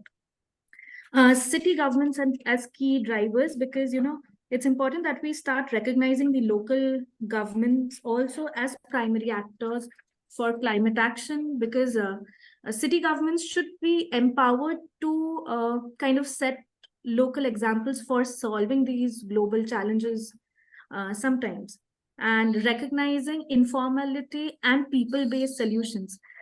This, I think, has been discussed at COP through various platforms, and the need for, people-led, community-led, and the power of the local indigenous knowledges. So that's something which has been discussed, which has room for discussion. And again, how do we turn these discussions into actions is something that has to be thought of actually in pen and paper. One of the crucial points, another would be, reimagining planning for sustainable cities, because the current urban planning policies need a comprehensive reassessment, if I can say, and advocating for policies aligned with sustainable and climate resilient urban development is required. So, the policies need like very, very comprehensive reassessment. It cannot be like the same policies, and when we are talking of the every new day is a new change and a new challenge. So overall, I think this would be the vision for the urban resilience that we are talking of. And something is, as we talk of cities, it actually is not just climate action, it's also about the equity and human rights of the urban poor that we are talking of, be it street vendors, be it construction workers, be it domestic workers, be it sex workers, everybody. It's about climate action at the realm of equity and human rights that all of us have a right to. So again, as an organization, or what are the things that we are trying to follow up on? These are certain strategic follow-up actions, I would say. One would be, of course, an internal report development that would be for the organization strategy and to shape up our own future initiatives. This year, COP actually saw a very thematic discussions which had certain broader significance on gender, health, youth. So we were also thinking of having, theme-based articles and delving into these topics, sharing these ideas with wider audience, maybe through online platforms, media outlets. Third would be, when I say local newspaper coverage, that's because, for example, I'm from Chhattisgarh. I'm working with the government on the state climate action plan, which is still in draft for Chhattisgarh, very closely. So how do my takeaways from COP, the NDCs, the state goals, how can there be a collaboration and a linkage between all of these? So that's how, at local context, and of course, to disseminate the information to everybody. So be it newspaper, be it digital platform. Strengthening networks. Again, you'll see me that I'm repeating collaboration network a lot of times, because the power of network and the power of people, both of this is something which cannot be neglected. So if you want to work for the NDCs and impact the NDCs in the longer run, that's collaboration and network that is required.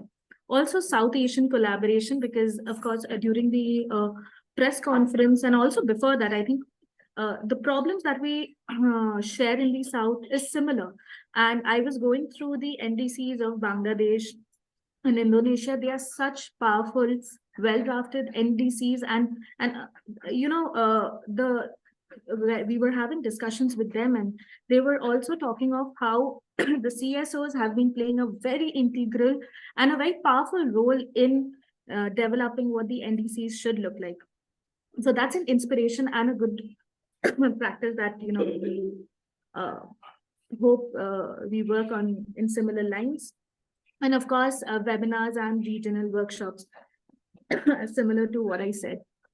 So I think with that, I would be ending my presentation. Thank you, Michelle.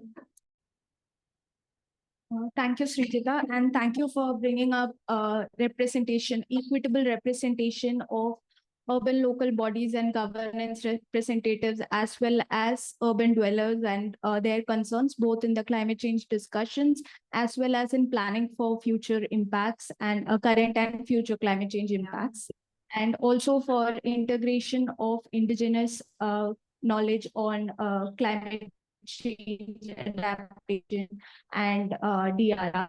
So thanks so much for joining us. This is a good time to bring in our next expert, Mr. Rituraj Fukan, who's the founder of Indigenous Peoples Climate Justice Forum. Rituraj belongs to the Thai Ahom community and is the national coordinator for biodiversity for the Climate Reality Project India, and is the chief operating officer of Walk for Water and Secretary General of Green Card Nature Organization. He facilitates action on the 3 Ws: warming, water, and wildlife. He has worked extensively at the grassroots and considers water as the local issue of global climate change for people and for biodiversity. He is driven by concerns over glacial loss in the water towers of Asia and is currently working on an initiative to mobilize civil society action in the countries of the Himalayan region. He is a member of the International Union for Conservation of Nature and sits on the board of civil society groups in the Americas, Europe, and Australia. Rituraj, please share your experience with respect to indigenous knowledge on disaster risk reduction and climate change adaptation. Over to you.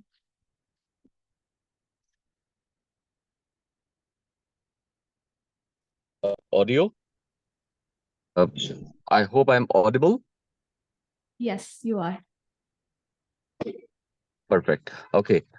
First of all, yeah, I've been listening to the panelists, the 2 panelists before me, and I think they have extensively covered a lot of points. I agree that the Cansa briefing was absolutely spot on every day. I have been doing a deep dive into the outcome document, and I just, without repeating, I just like to add some of the things I learned over there from being a part of the caucus of indigenous people, as well as what we have seen in the outcome document. Firstly, I think the commitment that was made to a climate resilient trade was very important, because it's a call to ensure the integrity of all the ecosystems, and it affirms the right to human health. And I think for the first time it connects human health and well-being to nature, to the well-being of ecology. So that is a huge step forward. I'm only going to look at positives, because I always feel that things can only get better.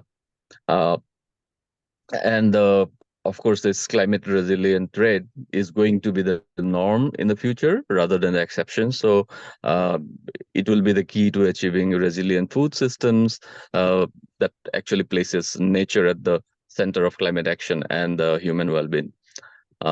Just continuing on that vein, nearly 160 countries until like 2 days back have signed the UAE Declaration on Sustainable Agriculture, resilient food and resilient food systems and climate action, that commits nations to integrate food systems and agriculture into their NDCs and NAPs, as well as the biodiversity and the nature restoration strategies, so that public spending and incentives could be aligned with the climate and environmental goals and linked to food systems. For us, nature is everything. The biodiversity around us is where we grow our food or gather our food. So I think the look back into nature and realizing that actually it's nature that sustains us all is very, very important.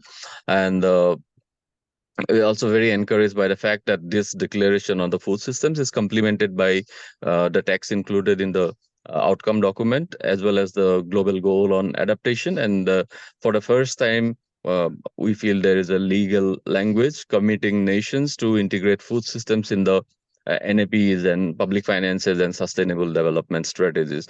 So from an indigenous people's perspective, I think that is very, very key to what I would count as one of the main takeaways from the COP as well. As for engagement of stockholders, including indigenous peoples, it is very important that paragraph 9 of the Global Stocktake actually reaffirms that sustainable and just solutions to the climate crisis must be founded on meaningful and effective social dialogue and participation of all stakeholders. So, and probably that will make it possible for more indigenous people's representatives from our region as well as our country. India has one of the largest population of people identified as indigenous people, and we do not have too many representatives. In the Northeast, for example, we have in Assam alone, we have 97 indigenous people and local communities, and in the Northeast India, we would have way more. Hundreds of actually are impacted directly by the climate crisis, where there is a loss of biodiversity, floods, landslides, but have no representation at these talks to even talk about the deliverance of climate justice. I also feel that having access to the food that our ancestors had access to should be a part of the climate justice, because it's so important. It's there from the biodiversity. It is local, it's seasonal, and it is central to our health as well as immunity. So these conversations need to be brought out on the table, and it would be great if one day we have an Indian delegation that comprises people from different communities, different indigenous organizations, as well, along with the main negotiators. This was my third COP, and I was there for like the weeks at each of them, and then I have never come across many indigenous representatives, whether they be from the youth or women at these COPs. Of course, one of the reasons is that most indigenous people from South America or Africa or other regions seem to speak the global languages of Spanish or English or Portuguese, but our maybe indigenous communities are hampered by the linguistic capacities. So capacity building, as someone had earlier, is so important. We should be looking to get more people involved. We have a lot of knowledge, a lot of traditions that help the community, naturals, and weather anomalies, which could now amended and perhaps into better, could be made better to deal with the climate crisis. So I think I'll end here and look forward to further interactions in the questions. Thank you. Thank you, Ritraj, for speaking about the importance of climate resilient food systems and the importance of indigenous knowledge in building the same. I noticed that Shruti has joined us. So before we go to Dr. Shrija, if I might, Shruti, hi, Shruti. So Shruti is the manager of policy and outreach Chintan, which is an environmental research and action group. Chintan has worked extensively on climate change and health. And towards this, if I might ask Shruti to share how she sees the development of health and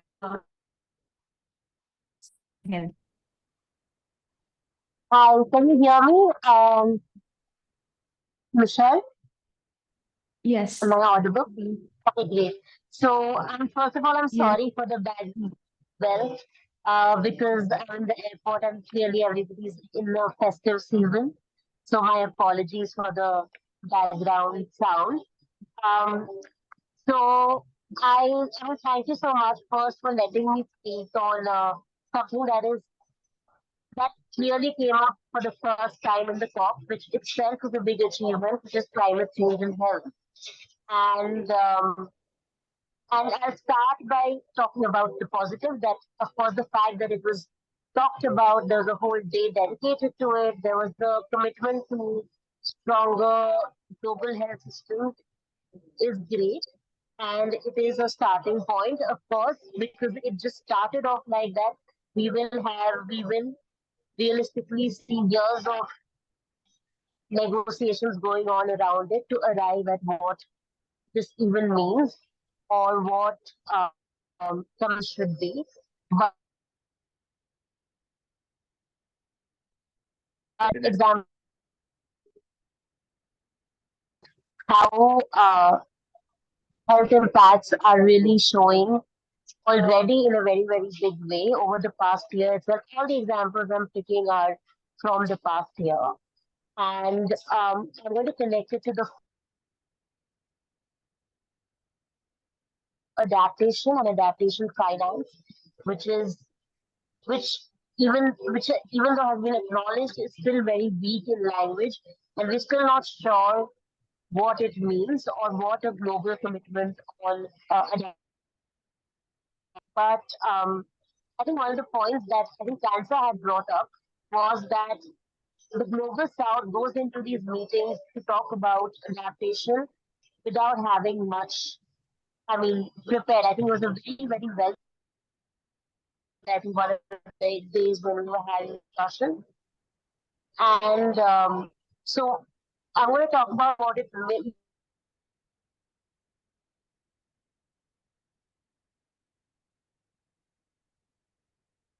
Shruti, we are unable to hear you.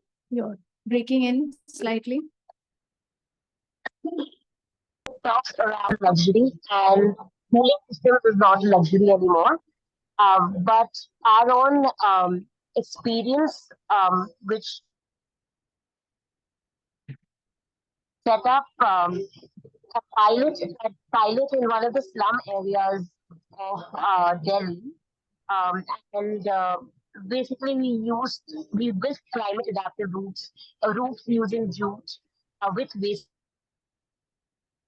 which are working on we're working with waste and our slum dwelling communities, because there's a realization that, say, if the temperature outside is 35 degrees, it's 40 degrees inside or 45 degrees inside the in clustered areas like informal slums. And because often women are relegated to stay inside, they are bearing the maximum brunt of it. And it's like constant strokes, and they are, and something that we see very frequently, and they're unable to know how to deal with it and what can they do on a daily basis to deal with a heat stroke is a question that we frequently get, especially when there are infants in the house who can't be taken out. And the other aspect to understand about heat stress, which is deeply connected to health, is that it's a combination of humidity and heat itself. And when say the humidity is at a particularly increased percentage, even if it were not that hot in terms of temperature, it feels very hot. It feels very sickeningly hot, which then directly causes something like a heat stroke or something that or any kind of heat related health problem. So looking at adaptation within slums is also very key when you're working with health and working for health, because the health impact.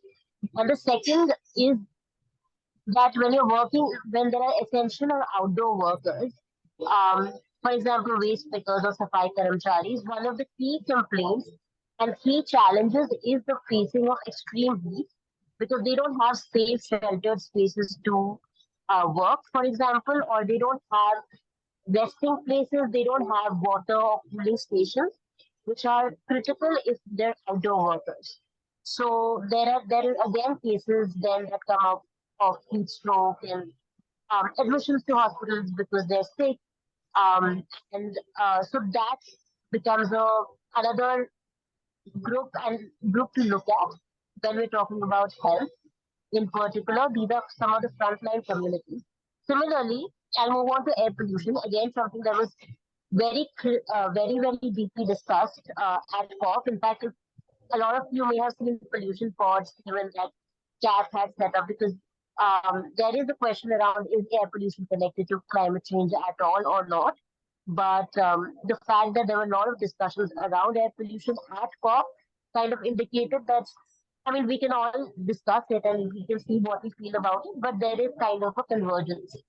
So Chintan had conducted a study with AIMS and Dr. Randeep Guleria in 2023 again, and we covered 3 essential outdoor groups, which were waste pickers, security guards, and municipal sweepers, and in Delhi itself, and also a population of indoor workers, people who worked in the mall and all of that. And we saw that 45%, which is high enough already, had poor lung conditions. We had run pulmonary function tests, and 86% safai karamcharis and security guards had poor lung function, and 75% waste pickers had poor lung function, and of them, 6 times more likely were women to have poor lung function. So this is something that we saw in terms of air pollution, and we saw that one of the key reasons was that they were exposed to outdoor air at times, even when, say, indoor workers were not. So this again, the idea is to say that there is a whole constituency of people whose health are impacted, especially people who are at the intersection of being urban poor and at the intersection of being outdoor workers who have no other option but to come and work outdoors, were impacted in terms of health. The last example, because I'm trying to use 3 different kinds of impacts or weather conditions or impacts of climate change, is floods. So Delhi saw floods in July, or rather rains and then unseasonal floods when the Yamuna totally blew out and the city was flooded. And but what happened is that the low-lying areas or the slums got completely waterlogged, and basically water was inside the houses of the people or the slum dwellers, and they, because there were not drainage systems that were available, and especially in slums, there's not space for water to go out, and there's not those systems that have been created. So what happened as a result is that we actually saw multiple deaths, which were in the end documented only as dengue, but we basically saw that they had, it wasn't just dengue, which of course came from waterlogging, but also from different kinds of waterborne diseases. But one of the women who died or passed away was actually also had jaundice and dengue together, and it was post the major impacts of the flood. So it was post immediate relief, and within that month that this happened. So as a result, we did try to do certain trainings around climate-induced diseases, and when we did that, we realized that people weren't aware at all of say they were basically they believed that, for example, if they were sick, they just would still go out to work. They wouldn't inform say others that they were sick. They believe, for instance, that conjunctivitis, for instance, was actually caused by looking into the eyes and not by touch. So there were several myths and several practices that were ongoing that were completely not scientific or not medical. So what this made us also realize is that there's a big, and this is the final conclusion, is that there's a big need to do capacity building with communities, especially communities that are most impacted on climate-induced diseases, and dealing with diseases, what is the right protocol to take, and also because they are not always, you can't always access a doctor to learn how to, because heat, say example, is a very new thing also. It's not like they've been dealing with heat for a very long time. No, it's also a new phenomenon in cities now. So people have to be taught what are the correct ways of taking preventive care, but also self-care when it happens at a household level, at an individual level. But at the same time, there is also, especially say with private doctors, there's a big. We don't see many doctors coming out and um, actively building networks where they can um, support, say, communities which otherwise don't have access. So we have to have these voluntary networks of doctors to come and work with poorer communities who don't have access to care. And that also includes nurses and pharmacists and other kind of local, even Ayurvedic doctors that people actually go to. Even they should be trained on it. And there has to be a massive investment around it. And the final point, which is something which is also reflected in Dalia, where in UP, where we saw a lot of deaths happening due to heat, that the data did not capture the reasons of it. So be it air pollution, be it floods, be it heat, there also has to be a training, and there also has to be research before that around how to get these deaths or get diseases around climate change, or any kind of health conditions that come about documented. Because finally the brunt, and that's the gendered part of it, we see that so like we recently did a survey with 1,000 slum dwelling women, and 94% of them said that whenever their family members fall sick, they are the caregivers, which in turn takes away their sleep time and impacts their health. So there are multiple ways in which health is impacted by climate change, and I just wanted to use these instances to say that these are just some of the ways that when, say, an Indian delegation goes on to the panel and talks about health adaptation, these are the issues that are brought up. Equity is brought up in a big way, and actual solutions, like statement of actual problems and actual solutions are made instead of like vagueness, which then leads to kind of weak language. So that's my submission. Thanks, Shruti. Thanks for emphasizing that climate change impacts are discriminating across the intersections of class, caste, and gender, and that impacts the marginalized communities more. And also on the need for data and research on how climate change is impacting health, and also capacity building for climate change induced health problems for both health professionals, health systems, as well as for people. And thank you so much for indicating these critical points. Over to our last expert now, Dr. Shrija Nair, visiting faculty at Terry University. Shrija is an experienced capacity development specialist in the areas of disaster risk management, climate adaptation, and climate change adaptation, with a demonstrated history of working with the government, UN organizations, non-profit organizations, and private sector at national and international levels. She brings 18 plus years of experience, and her key expertise includes capacity building, training, and developing curriculum and training teaching materials for disaster damage and loss assessment methods. Shrija, if you could come in and indicate, based on your experience and expertise, the importance of early warning systems and anticipatory action in the face of climate change impacts. Hi, Michelle and Sphere India. I'm extremely thankful to Sphere India and Cansa for giving me this opportunity to talk on early warning systems for disasters. It was one of the key topic of discussion in COP28 during a side event. There was a dedicated event which was organized by World Meteorological Organization and UNDRR, UN Office for Disaster Risk Reduction, for which I was working till recently. Currently, I'm working I want to add a little bit more. I'm now working for TERI, the Energy and Researches Institute, as a full-time fellow with the Earth Sciences and Climate Change Division. And also, I'm a visiting faculty at TERI University. So I just want to add to that. So from my organization's perspective, we do work basically on climate change adaptation. During the COP28, we had a dedicated session on climate change impact on health, and also we had made presentations on loss and damage and just transition and many other areas, sustainable habitats, energy efficacy, and so many things. And I don't think that Terry was participated in this particular side event. I personally participated because I was working with UNDRR and they invited me, so I participated this event. So from that, I can tell about what was discussed in COP28 about early warning system for all.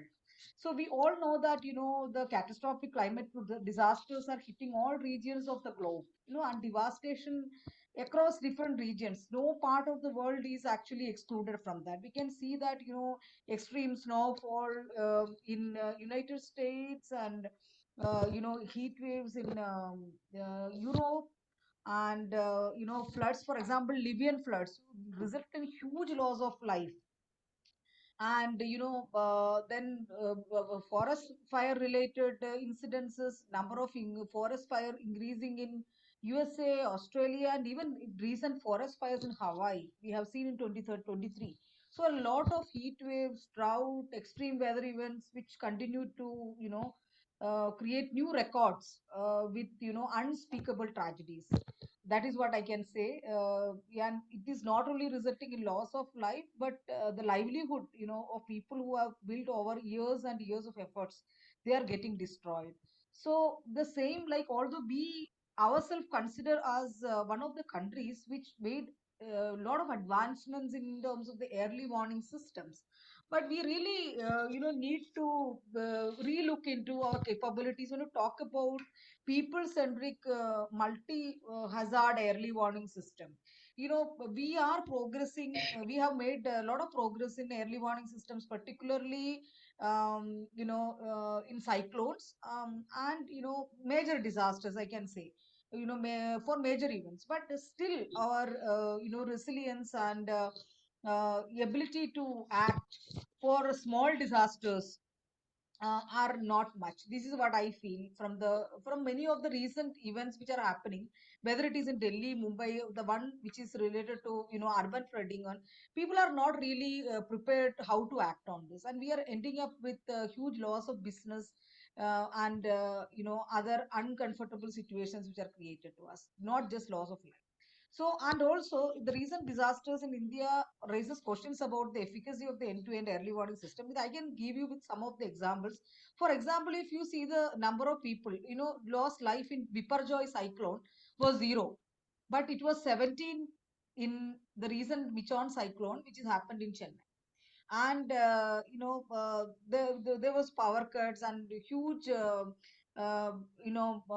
loss to the transport sector. Even airports were closed, so much of inconvenience were created to public for even after 10 to 15 days after cyclone in Chennai. So everybody knows about it, and it has resulted in huge damages also in the state of Andhra Pradesh. So another thing is like about 92 people, including 20 plus army personnel, NDRF personnel, and army personnel who lost life due to the glacial lake outburst flood which happened in Sikkim. So we really need to think, are we really come up with early warning systems for cyclones, or we are really come up with early warning systems for multiple hazards? That is one thing which we really need to look into. And now even DRR has set up an very ambitious claim that they want to make early warning system available to entire population of the world by 2027, which is a very ambitious target. At this point of time, if you see the period like Yogo framework period and Sendai framework period, it is purely based on the monitoring platform data. It has a lot of gaps. I totally agree, because I was a part of the Sendai framework monitoring team, data monitoring team from India. So I know that there are a lot of gaps, but still with that gaps, there is an 80% increase in the number of people affected by disasters in 2005. Like last about 18 years or so, although we all talk about reducing mortality to 0 and affected population, substantial reduction in loss of life, substantial reduction in the loss of in the affected population per 100,000, all these things there are ambitious targets in Sendai. And some of the states also in India have come up with our own state specific target, where they are even mentioning like Bihar roadmap of disaster risk reduction. They want to reduce the mortality by 80%, and affected population by 80%. So this is a target we have. India also do have very ambitious targets in terms of as envisaged in our national disaster management plan in lines with Sendai framework. But the reality is that there is an 80% rise in the people directly and indirectly affected due to disasters since 2005. This is based on the CRED reports. And also by if we continue to follow this regime, but then by 2030 the global number of disasters per year is expected to hit around 160 per year, major disasters. Now it is about kind of 370, 380 major disasters as recorded by the CRED MDAT database, which some of us are referring to. So this will be there will be a huge number. So we don't have an option now. Even if we cut down the emission by 0, we all know that there is a phenomena of climate inertia. So the system will take some time to get back to normal. So, but in the meantime, the disasters keep on happening, and we are introducing new hazards to the environment and the system where we are living due to our own actions. So these both are happening, and both are complementing each other. That is what I can say. So we can say that climate related hazards are rapidly going, but we can reduce the vulnerability and exposure to hazards. And we all know that there is a target 7, no, that not 7, target G, which talk about the availability and accessibility to multi-hazard early warning systems to public. So this is one of the Sendai targets. So there was a hybrid session which was organized in COP28, which talks about the potential of artificial intelligence for early warning system in relation to EWS for all, early warning for all, by UNDRR and WMO. So in this actually, they made a lot of presentations on the advances in the early warning systems and preparedness that can prove, to be life-saving and cost-effective, and that can also protect thousands of lives and billions of dollars of assets. So we need to actually now focus more on people-centric early warning. Actually, we have done substantial progress in terms of forecasting. Forecasting and warning is just, one link. There are three more links. Dissemination of the warning, and the warning measure has to reach to the people, and people should be having the capability, or not only the people, the systems at the local level or the affected population should be on the capacity of the system should be enough to respond to the warnings. Otherwise, if you get warning, if they don't know how to respond, it is of no use. So despite the effectiveness of the early warning systems and early action as of 2022, only half of the world countries have access to multi-hazard early warning system. This is actually taken from the Sendai framework for DRR midterm review stock taking report, which is accessible in the public domain. Only 50% of the people in the world is having access to multi-hazard early warning systems. And developing countries are having greater challenges. Maybe India, it is a little less, but many countries in the African regions, the access to early warning system is very limited. You all know that if anybody from Sundarban Islands or West Bengal is sitting here, you know that Sundarban Islands still do not have access to, the early warning messages which are even going from the Calcutta, disaster management authorities of the West Bengal. It's not there. They are depending on Bangladeshi radios for getting news about cyclone. And they think that that is more useful to them than listening to Indian radios. So they are still facing, and small island developing states have, they are facing serious challenges in terms of all kind of disasters, including the climate related ones. And there is a pressing need to improve global preparedness. There was a program which was launched some time back. I think first batch somewhere, I think 2 years back or so, early warning for all. There are 30 countries across 5 regions where actually this entire thing was tested.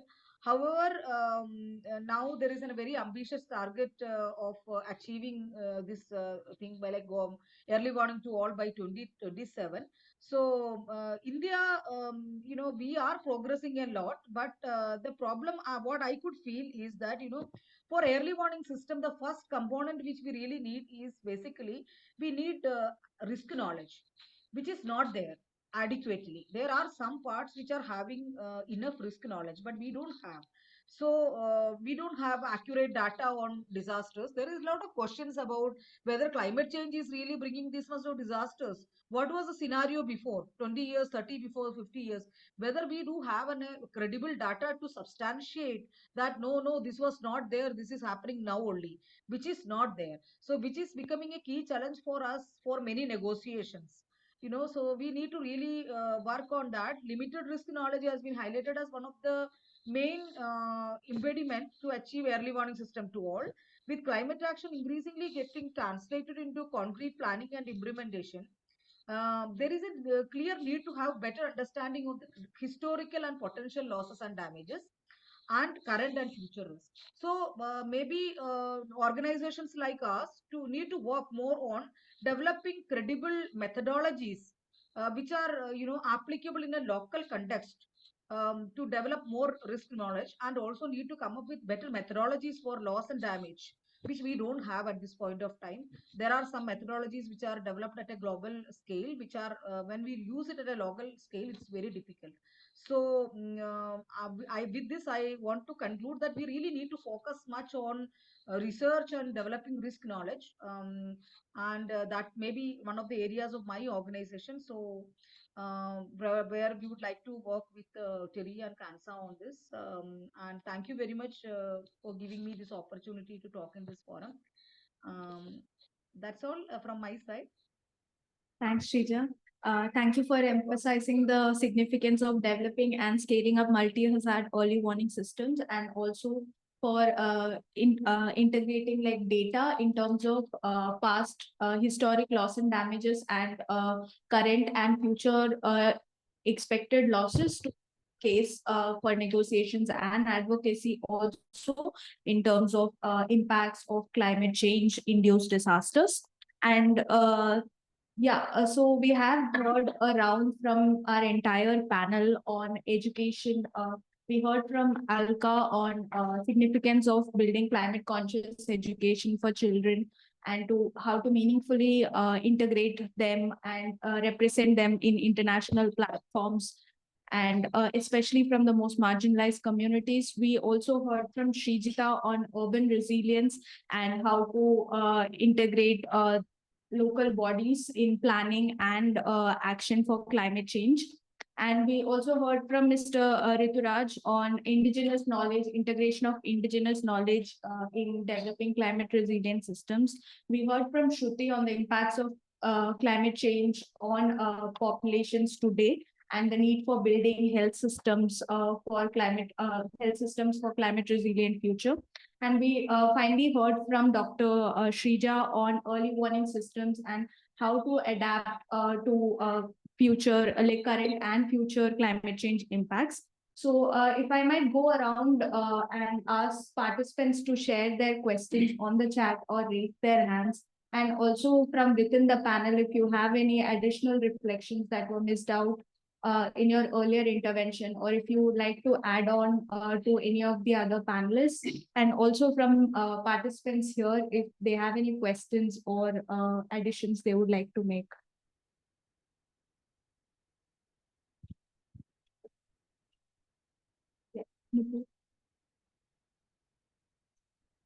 Hi. So I have a question for Alka. She talked about right representation for youth. So Alka, I would like to understand from you, within our network, we see a lot of organizations working with youth, with initiatives like youth champions, youth ambassadors. Do you have any experiences to share about convergence of these initiatives of multiple stakeholders, or do you see any need for that or any potential entry point towards that? Yeah, no, thank you, Nupur.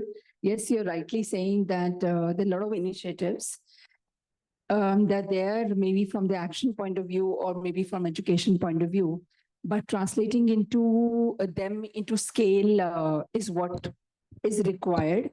And that's what I think at different point, different organizations are doing.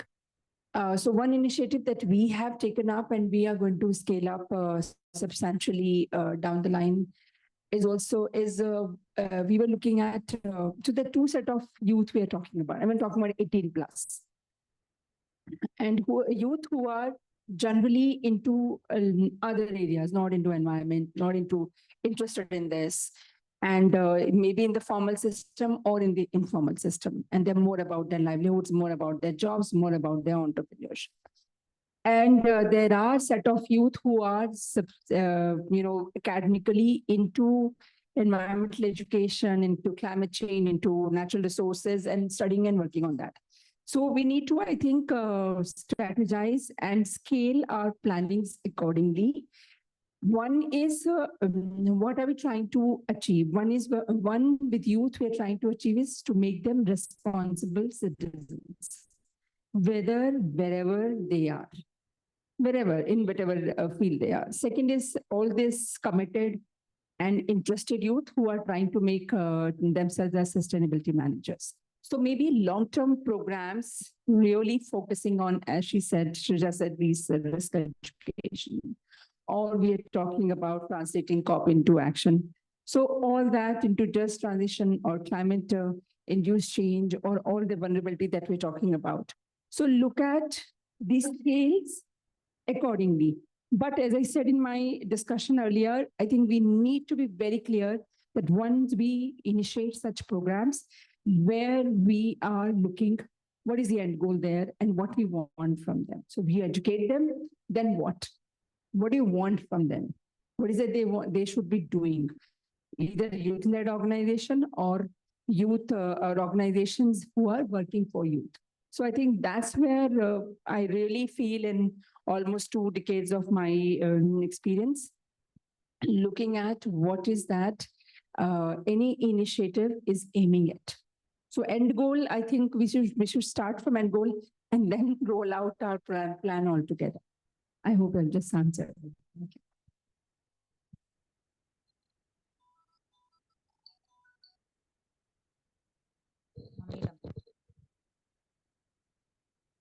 Yeah, so it is more towards the school going children. So like we at Sphere, within the education sector committee, we have discussed how do we incorporate this to the school curriculums so that at least the culture of resilience and all are inbuilt.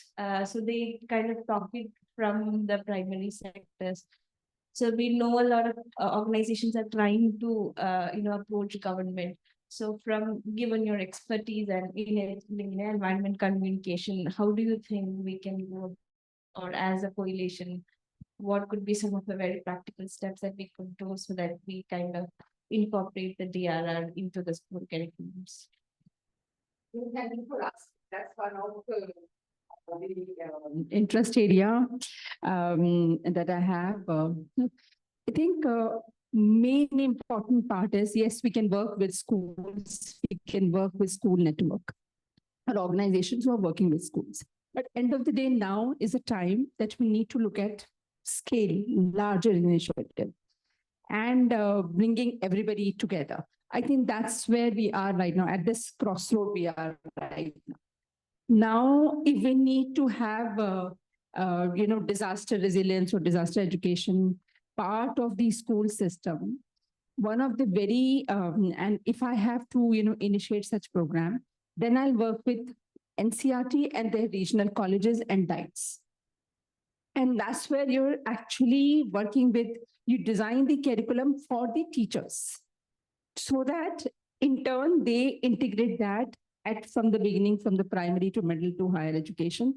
But that's where we need to build in, and four pillars, as I said, creating that, the institutions, developing institutions in that area, and then the children, but especially teachers.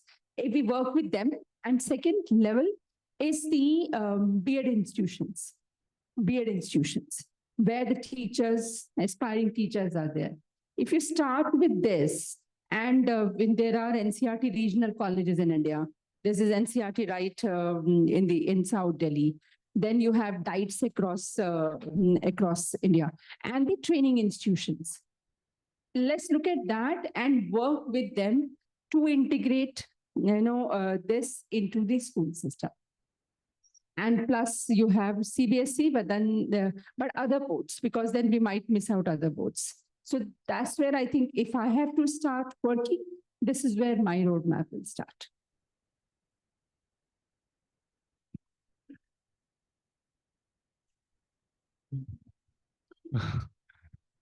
Okay, thank you. This is Kennedy here from Sphere India. I think we have such a well of knowledge from such an expertise, background of speakers, and also we have a diverse organizations joining here from the academics and from the social sectors. So just to reflect on my, I think we have been talking about working together. So I think that was Dr. K.K. Obadia also mentions about that. So just I would like to think aloud, like just a reflections, how we can make a collective accountability to the affected peoples who are, vulnerable by these climate hazards, and how these people at the community level, how their risks are being informed at the decision-taking levels at the more upper levels. And I think we have covered most of the most marginalized group. I think something that has been missed out is like, I think these people with IDPs and refugees and disabled peoples, they are the one who are most kind of vulnerable and most marginalized group when we talk about these climate hazards, and they also face certain challenges on protection status and acceptance by the social status. So I think all their concern need to be informed at the national levels.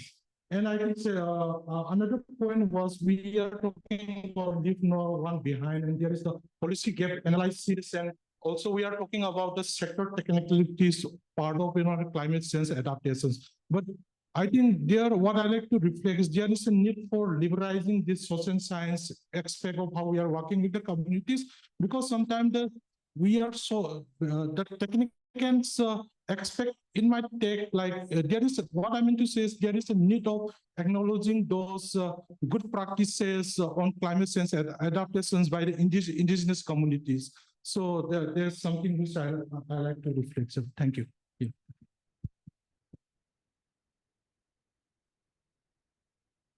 I have a quick question. I work in the healthcare sector, and so from the urban landscape with its diverse populations to the indigenous people, from right from the disaster, like immediate response to recovery, health is an integral part of, or should be a part of the conversation. So I'm interested to hear from the COP attendees. What was their distillation with respect to health, and that's actually.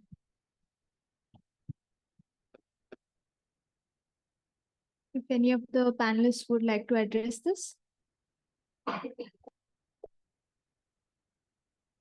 Not sure if Shruti is still with us.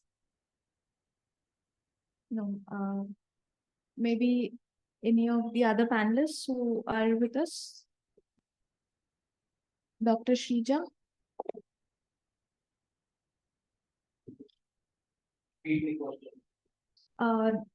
Dr. Rohini's question was mostly on what the COP attendees saw from in terms of health and climate change discussions at this COP.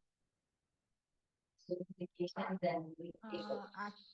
I can add few points, although I was not one of the COP attendees since my office, there are a couple of experts who attended this event, and from there we could get an idea that during the COP28 there were a lot of presentations around climate change impact on health, but there was most of those the studies and presentations, they were not in-depth studies. They were all found very superficial. That is what we could see, that we were actually feeling bad about having our own working paper over there. We also presented a case study of 7 countries. 5 of them we actually published now during the COP28 as working small papers, policy papers, climate change impact on health, and what are the future actions which we can be recommended based on the study which we have done, which was supported by actually FCDO, Foreign Commonwealth Office. So we were actually looking into the past data and how climate change and health are related. Health impacts, human health impacts are interrelated with each other. However, in many cases we could not find a very good correlation based on data. This is very honest opinion which is based on, don't take it as an institutional opinion.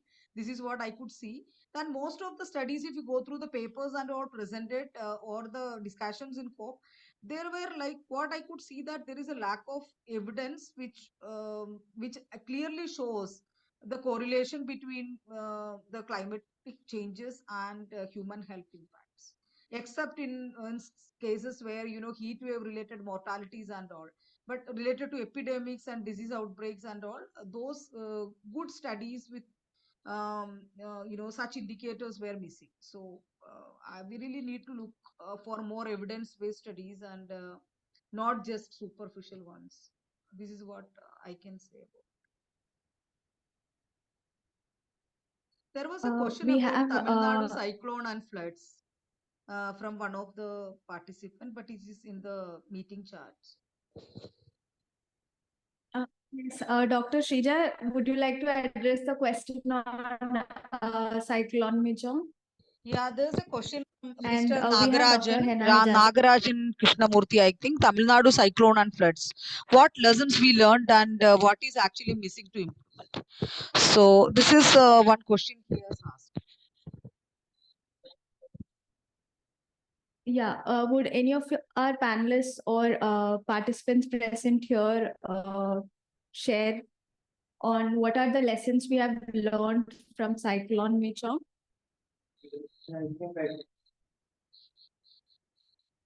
Hi, greetings everyone.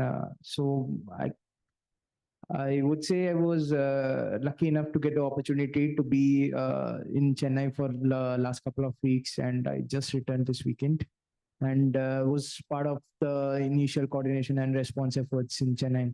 So what I got the opportunity to meet a lot of people there, interact with multiple stakeholders, even with the communities and the affected regions, and listen to all the perspectives. And from there, what I could understand and realize that was in 2015 as well, we went through the same phase, but this time it was much severe. So everybody, we are right now asking the same question: what are the learnings and what we have learned? But I think the same question was pondered upon in 2015 as well.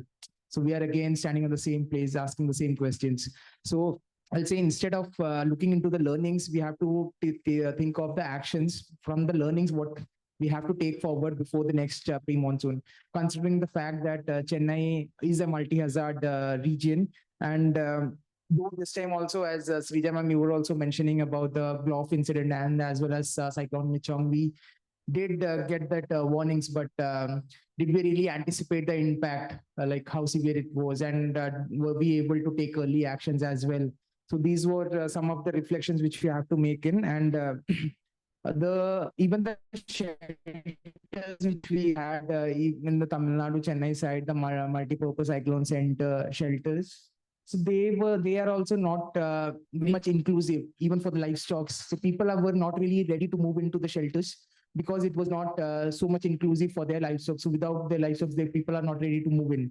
And we saw that there were a lot of data which were circulating everywhere, a lot of relief requests, a lot of toll-free numbers and all, but there was no verified data management system to verify those information. So can we establish such verified data management system? So that would be one of the points which I think we have to look in. And being that urban region, so and Chennai, the geographical area is again been divided into multiple zones right now. So at many places we saw that there are missing of these DM plans in many of the institutions. So how can we mainstream the DRR CCA component and advocate for bringing those elements into the urban development plans? And then again, a lot of areas where I also faced difficulty was that everybody is working, a lot of people are working, but towards a response and relief and rehabilitation, but everyone is working in silos,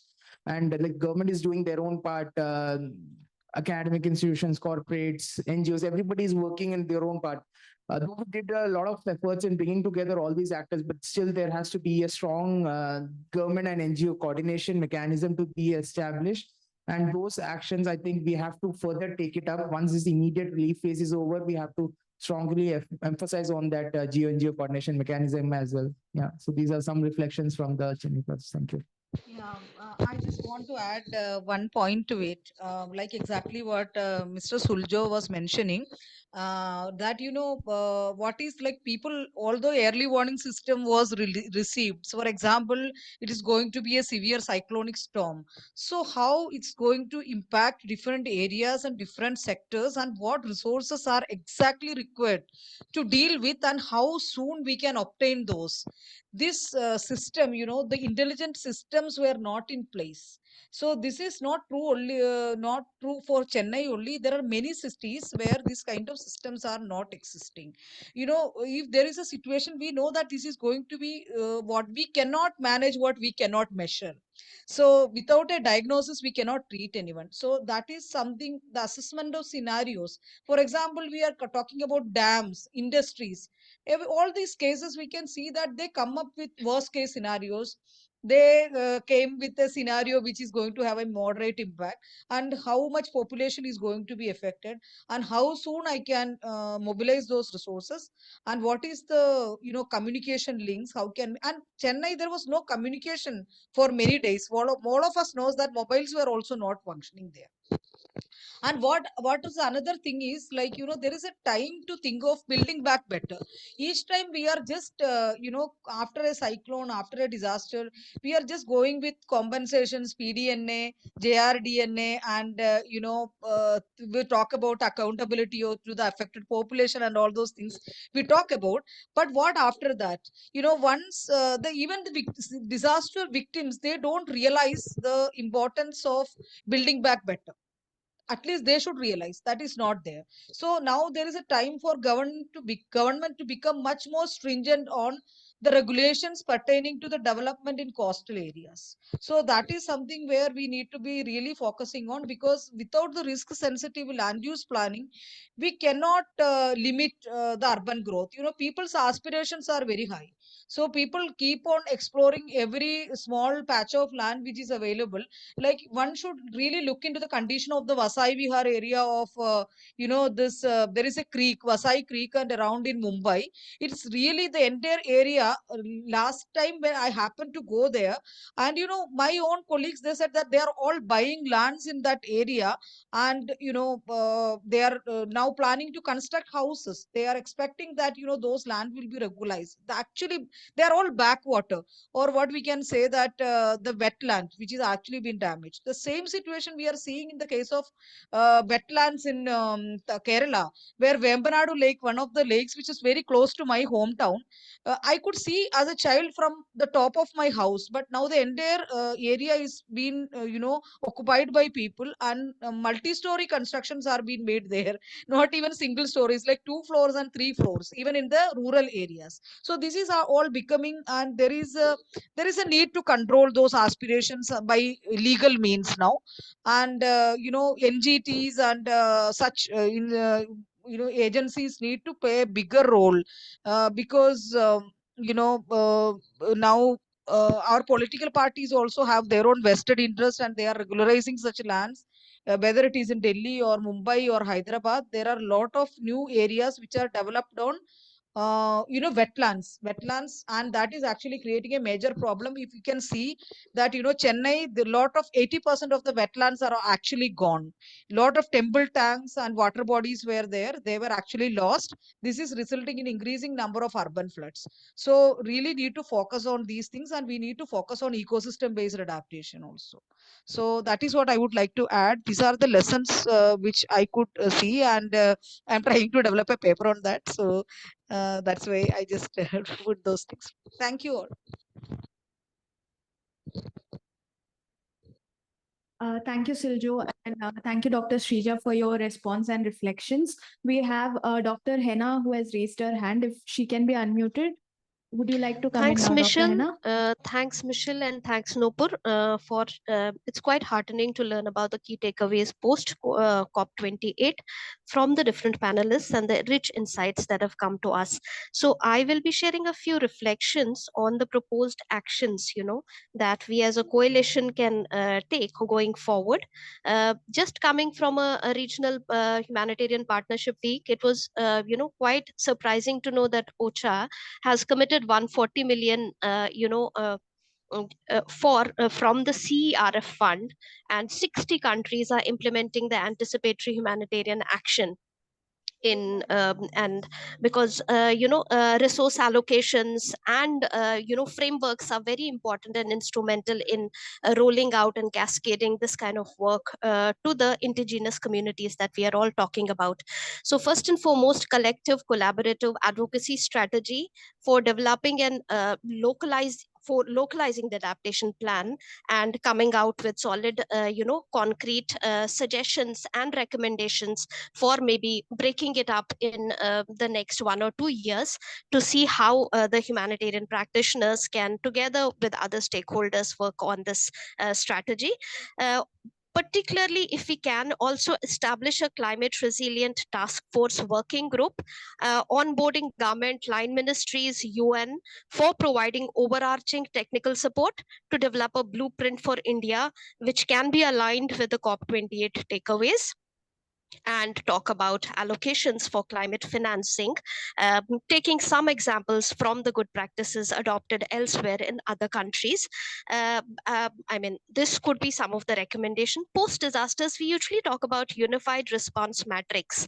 So can something like this be a list of and a mapping exercise done for all the agencies who have done a lot of commendable work on climate adaptation resilience across the country, to see how we can also look at creating some evidence-based documentation which can then co-support our advocacy with the government, could be some of the things. Now, post G20, Government of India has narrowed down on some 6 transition areas. They are preparing some monitoring documents to bring these into action, and these areas include food systems, energy, digital transformation, climate change, and pollution. So under this, if we can carve out some of the recommendations or suggestive actions that we as a coalition can together work with other coordinated complementarities with other stakeholders also, these would be my very quick submissions. Over. Thank you. Thank you, Dr. Henna. That was very insightful in terms of a coordinated strategic approach for many of these issues. And I would like to confirm if Srijita is still with us. We have a question for Srijita. If she could address this question, if there should, Srijita is no longer with us.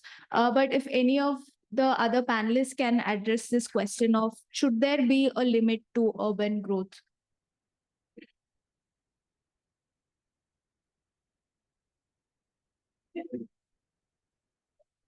Yeah, namaskar. I'm Ashwini. I am ex-BHEL.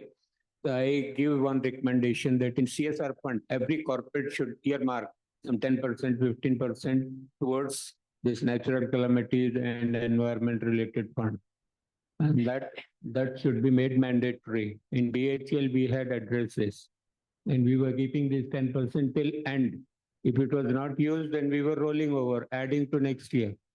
And it was being utilized that way.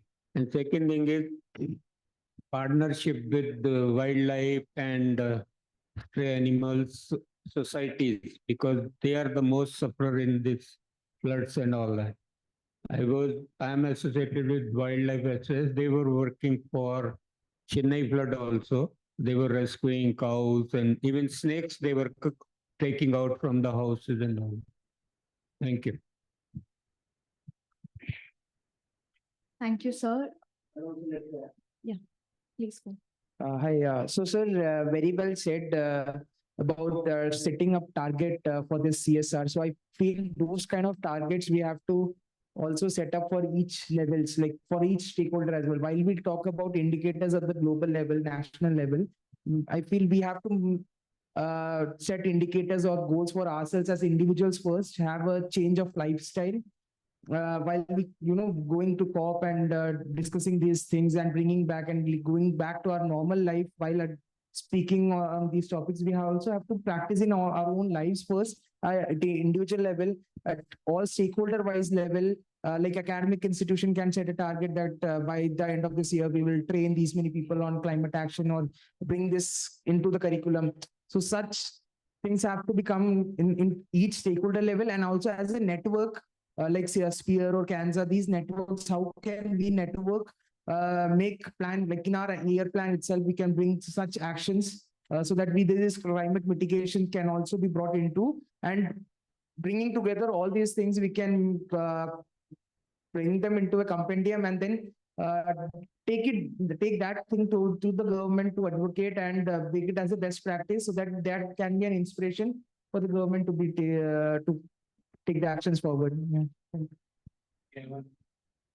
Actually, second thing is corporate to include supply chain in their activities, like ITC.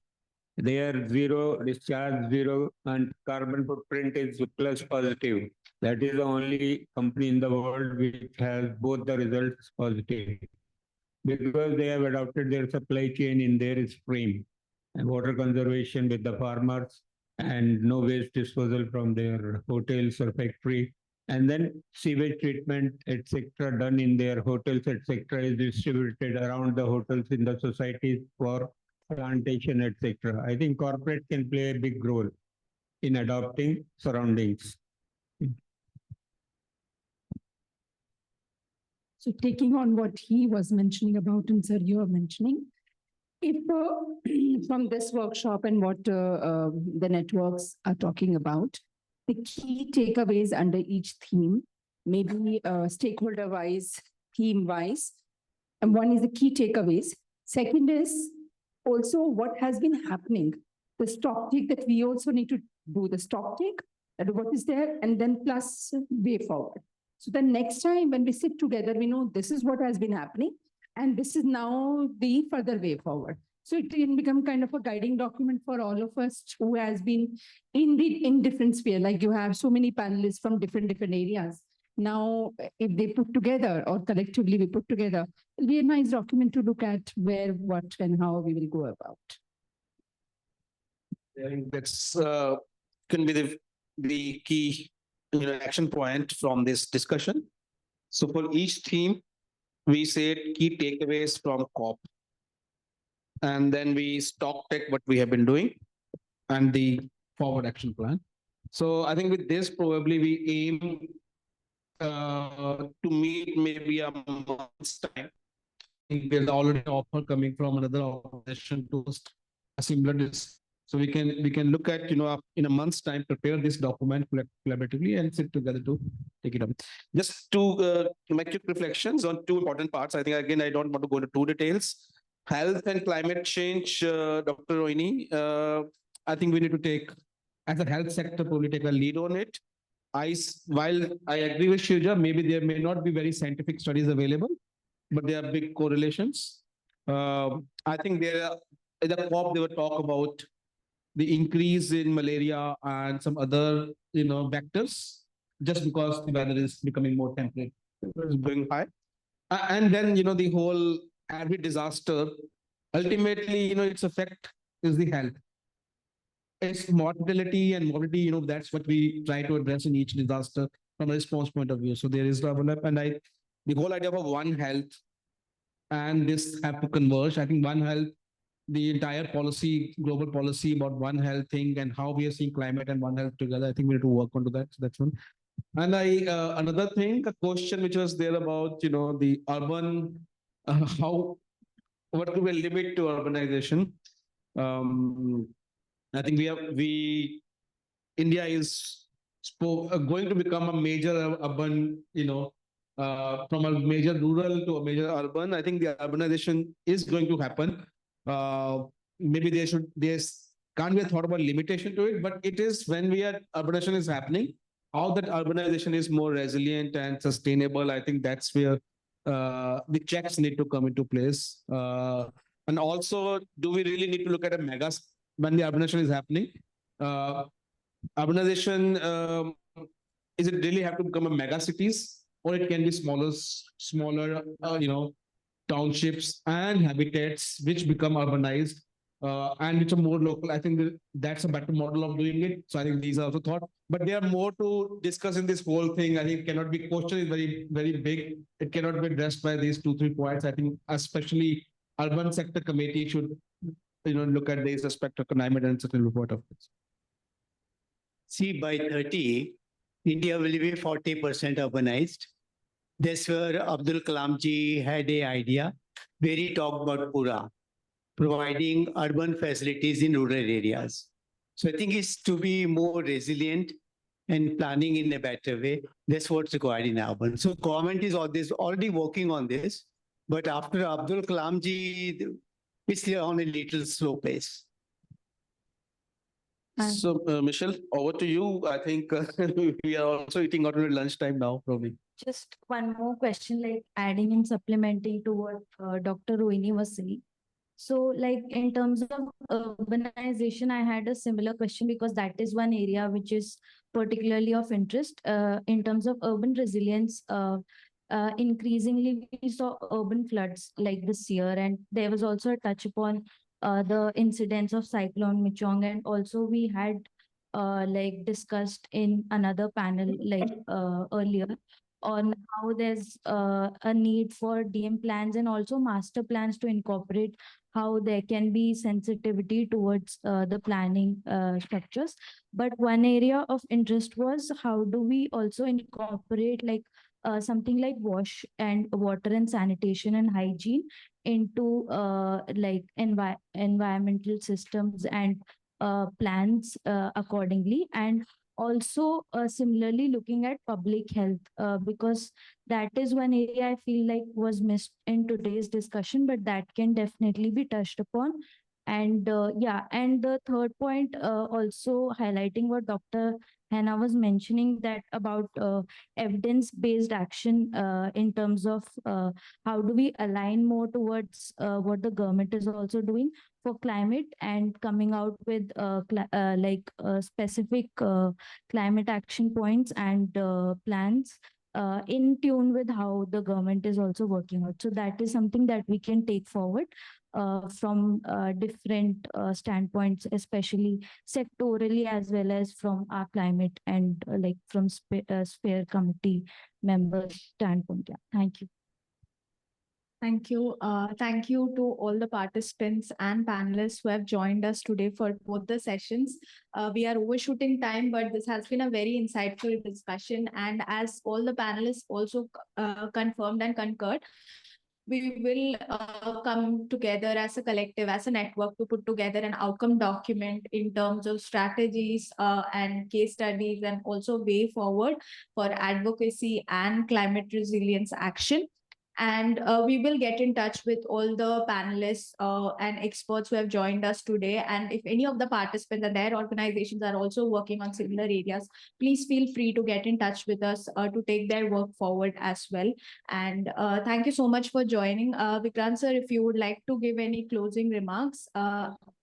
Yeah, all right.